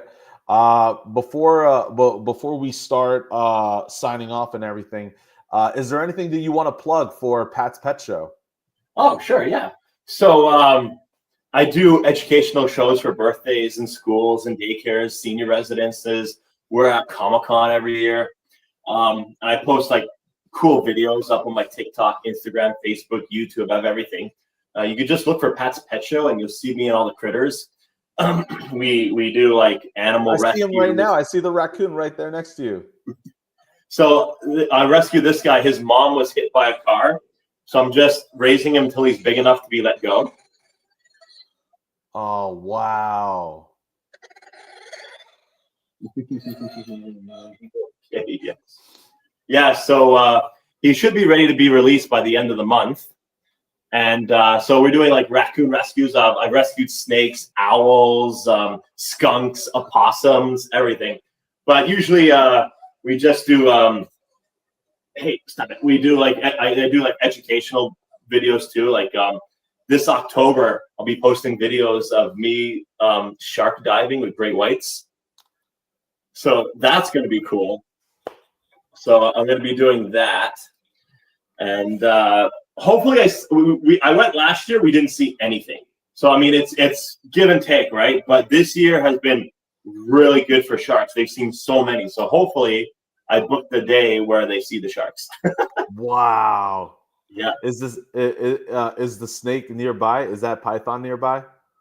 I have a big boa in there. I have a milk snake here, a baby Burmese python right here. You want to see one? Let's see one. Okay, hold on. So, guys in the chat, do you guys want to see a snake? People in the chat? I want to see this snake. Let's see this snake. My tripod is in front of the snake. Hold on. Here, you could look at the spiders over there. Do you see the spider? I see the case. I don't see the actual spider. Like, hold one up on the glass. All right, Banshee. All right. So, this is Banshee. Whoa. She's a Colombian boa. And she'll get to about 10 feet. She's, I don't know, I'm 6'3", and I'm still taller than her right now. But, yeah, she's so cool. She only bit me once. She only bit you once. Just once. A couple months ago. Like, did I tell you that I met Jake the Snake? No, but that's definitely a question that I had in mind. So it was at resident Comic-Con, and we wanted to get a picture with him and one of the snakes, and he was not for it. He was a kind of a douchebag to us. Oh. Yeah, he was like, the only reason why I held it in WWE because I was drunk and high all the time. And he goes, WrestleMania pays me $150 to get a picture with the snake and a kid. I'll do it for that. And I'm like, never mind. So he wasn't very nice. But at least we got Trish Stratus, right? That's awesome. Okay, now we're going to put her back. All right. Cool. All right, there we go. Guys, everybody, if you're in the Montreal area or you're in Canada, check out Pat's Pet Show. Hold on.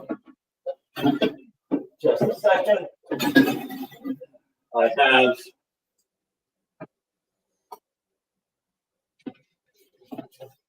it's like backwards, right? Flip it around. No, it's right. It's right. Pat's Pet Show. I'm saying it correctly. Okay, cool. Yeah, I should have had this like in the background the entire time, like just up on the wall. Maybe for part 2. Yeah. Cool. So cool, man. Dude, thank you again for coming on. Definitely this is the longest one for sure at this point. I really appreciate your time. 2 hours is a lot, especially to ask for someone to come on at 9 o'clock at night. But this was great, man. I really enjoyed this so much. Thank you for having me. Us. Guys, so next week, I know normally we're on Thursdays. Next week is going to be a slight change. We're going to be on live next Wednesday. Not next Thursday, but next Wednesday we're going to be live. We're going to be talking to Rostafa. That'll be our part 2 interview for that day. After that, we have... Let me look at my calendar here. I just want to make sure I mentioned the right people. And then finally, on August 28th, we have John Ramos that's going to be on with us. All right. Say Cena. John Cena. Oh, man. Could you imagine if I had John Cena on? Is just that voice there for that prank call? Next week, we're going to have John Cena. And finally, guys, again, any feedback or if you want to be on an episode of Hot Takes and Headlocks, email me right here at hottakesandheadlocks@gmail.com. Pat, if you know anybody that'll like to be on the show, please spread the word out for me. I'd really appreciate it. I will. All right, guys. So again, we'll see you on next Wednesday. And this is Hot Takes and Headlocks signing out. Have a good night, everybody. Bye.